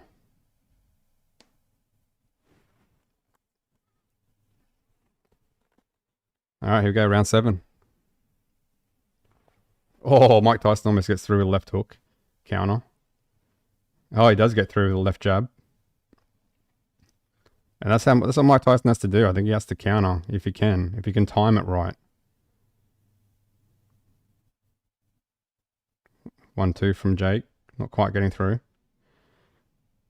Jab, tries to double it up. He was blocked by Tyson. Jab blocked by Tyson. Or 1-2 from Jake, and then he tries to finish it with left hook. Not quite landing flush. Left hook gets through from Jake. 1-2 to the body from Jake.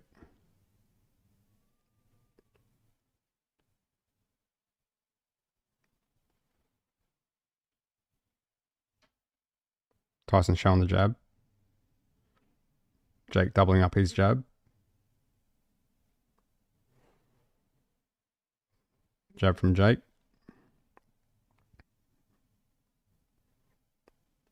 Not, but again, Jake just backing off again. Probably gassed out. Jab upstairs, jab downstairs from Jake, and then a left hook, and then right hand. Tyson looked a little bit stunned from that as Jake comes around to the body.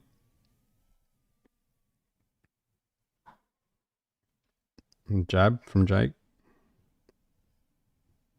Tyson not doing too much in this round. Oh, left hook, right hand, then comes back with another left hook. Tyson tries to come in now. He's getting frustrated because he can't close that distance. 10 seconds. Jab from Jake. Oh, Tyson trying to come forward again. Jake just backing off, using his footwork. Keeping it a boring fight. Jake doesn't want to get involved. Doesn't want to let Tyson in.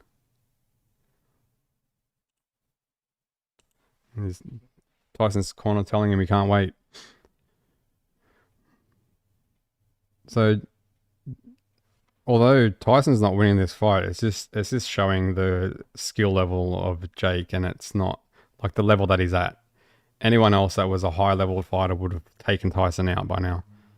Because you can tell Tyson can't close the distance. He can't. He's struggling to get in close.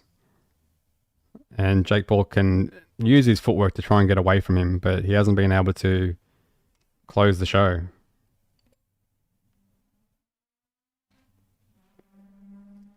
So here we go, last round. Final round. All right, does this go the distance? Jake comes forward with the jab.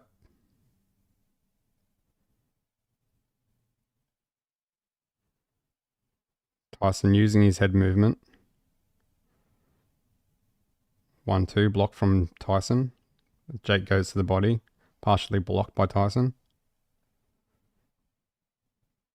Oh, jab to the body, comes over top with the right hand from Jake Paul, then comes back with the jab. Tyson ducks like 3 jabs. Oh, left hook, right hand. Oh, combination. And then Tyson comes back with a left hook. 1-2 from Jake. Left hook from Jake, and Tyson tries to counter, but it's blocked by Jake. Coming up to the 1 minute mark. Left hook, tries to go with the uppercut, but that was sloppy from Jake.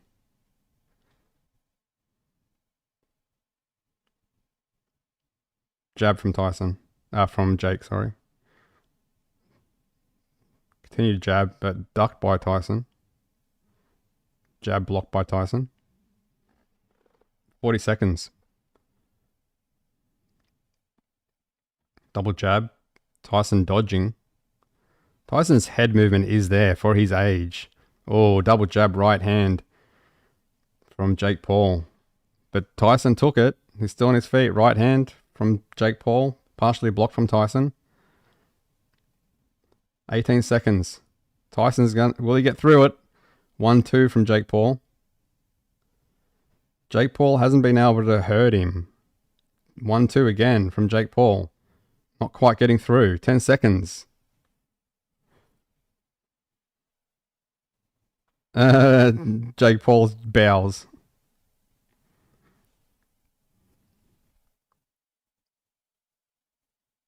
And that's it.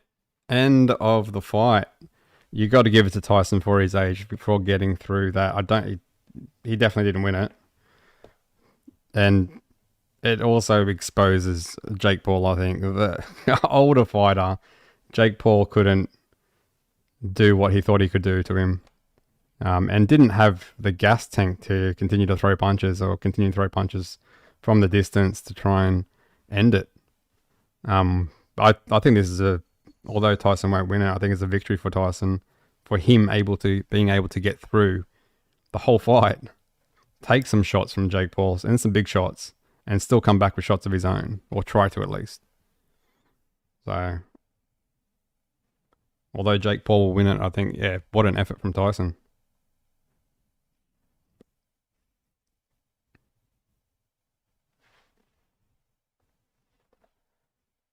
Nope.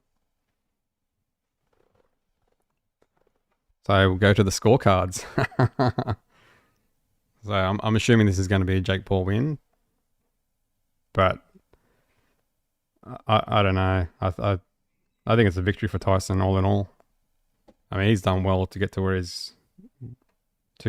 that fight at his age. So the commentators' scorecards, they've had Tyson winning the first 2 rounds and losing the rest. So they have it Jake Paul at 58 and Mike Tyson at 74. So, and I kind of seen it that way as well. I think the first 2 rounds could have definitely gone Tyson's way. But then, yeah, Jake just started to come on. Tyson seemed to tire a little bit, and not that he was tiring to the point where he couldn't do anything, but he couldn't work his way in. He wasn't able to get in close. And yeah, I think Jake Paul and his team obviously had the game plan to keep Tyson on the outside, and they would have been working on their footwork. When Tyson tries to come in and close that distance, just get out of there. Start backpedaling, start using the ring. And that's all. That's what he did.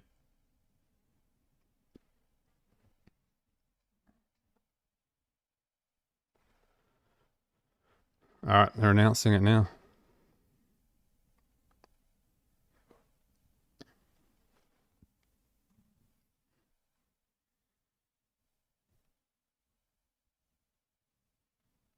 They're just trying to clear the ring.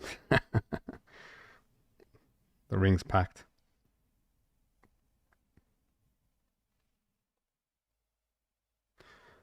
They're about to announce the winner now. I'm assuming it's going to be Jake Paul.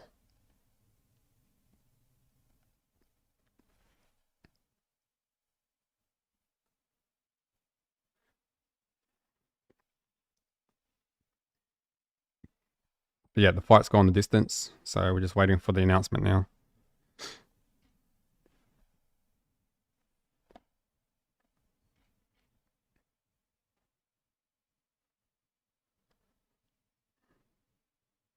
'80, '72, '79, '73 for both the other judges. Jake Paul. Jake Paul. So yeah, Jake Paul's won it. But what an effort from Tyson to get through that.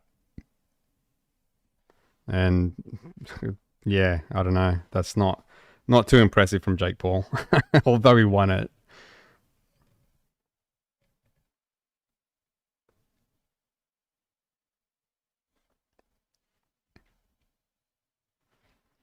But you got to give it to Tyson. He got through the whole fight. He made a good effort.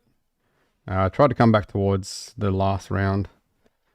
Some counter shots, throwing some good counter shots actually towards in that last round.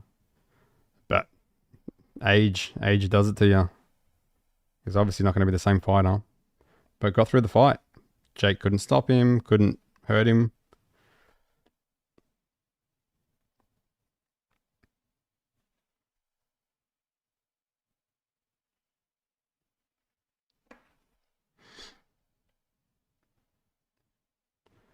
Yeah, broken heart.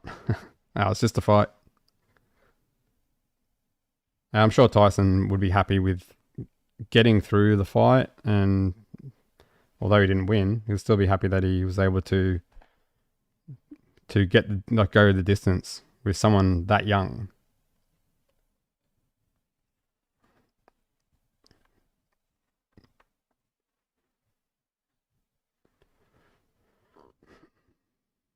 They're just interviewing Jake Paul now.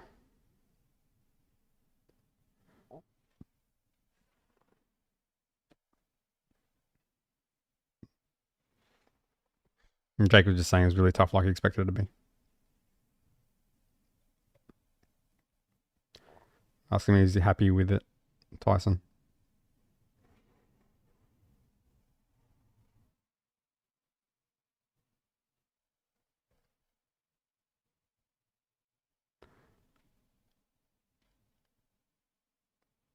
Do you feel like you proved the world wrong? Because they're all saying you shouldn't be there? So I didn't prove nothing to anybody, just to myself. He's just happy with what he can do. Was he dealing with an injury? So they can't use that for an excuse.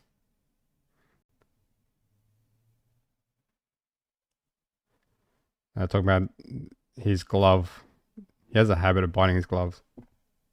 Yeah, he just said that. He has a habit of biting his gloves. And you see that in Tyson's later fights. He has this habit of he bites his gloves.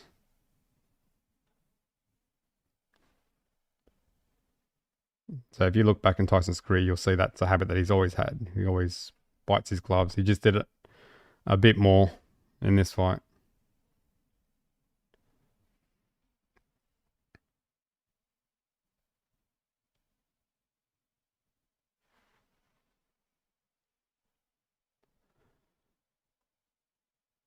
So there we go.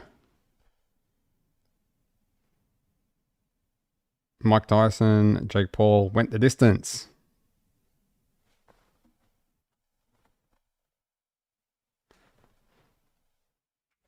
So that was Mike Tyson's assessment. So he's a very good fighter.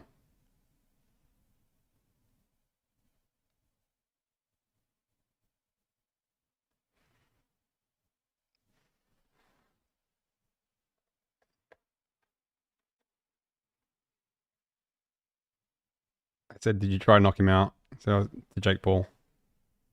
was trying to hurt him. He did his best.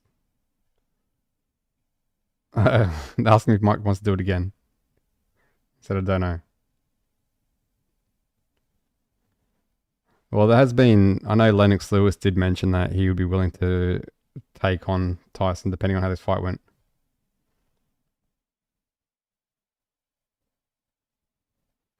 He said he'll take his brother on, Logan Paul.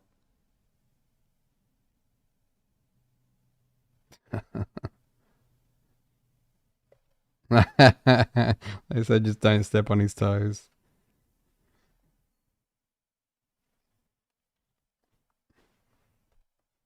Alright, anyway, that's it. That's all done and dusted. Now we know we got the answers to some of the questions. So neither of the fighters can knock each other out. Tyson can't knock Jake Paul out because he couldn't get close enough. And Jake Paul couldn't knock Tyson out, even with his youth. So, and it went the distance. So I was impressed with Mike Tyson's performance, I think. For his age, you gotta give him credit. He hasn't fought a sanctioned fight for 19, 20 years. So, good on him. Anyway, that's all I got. Hope everyone enjoyed the fight. Appreciate everyone for watching. Check out my other stuff if you want. Check out my other videos. And I don't know what the next big fight is, but I'll be live streaming it. So stay tuned. And I'll put a video up through the week, maybe analysing this fight. We'll see. Anyway, that's all I got. Till next time, peace out.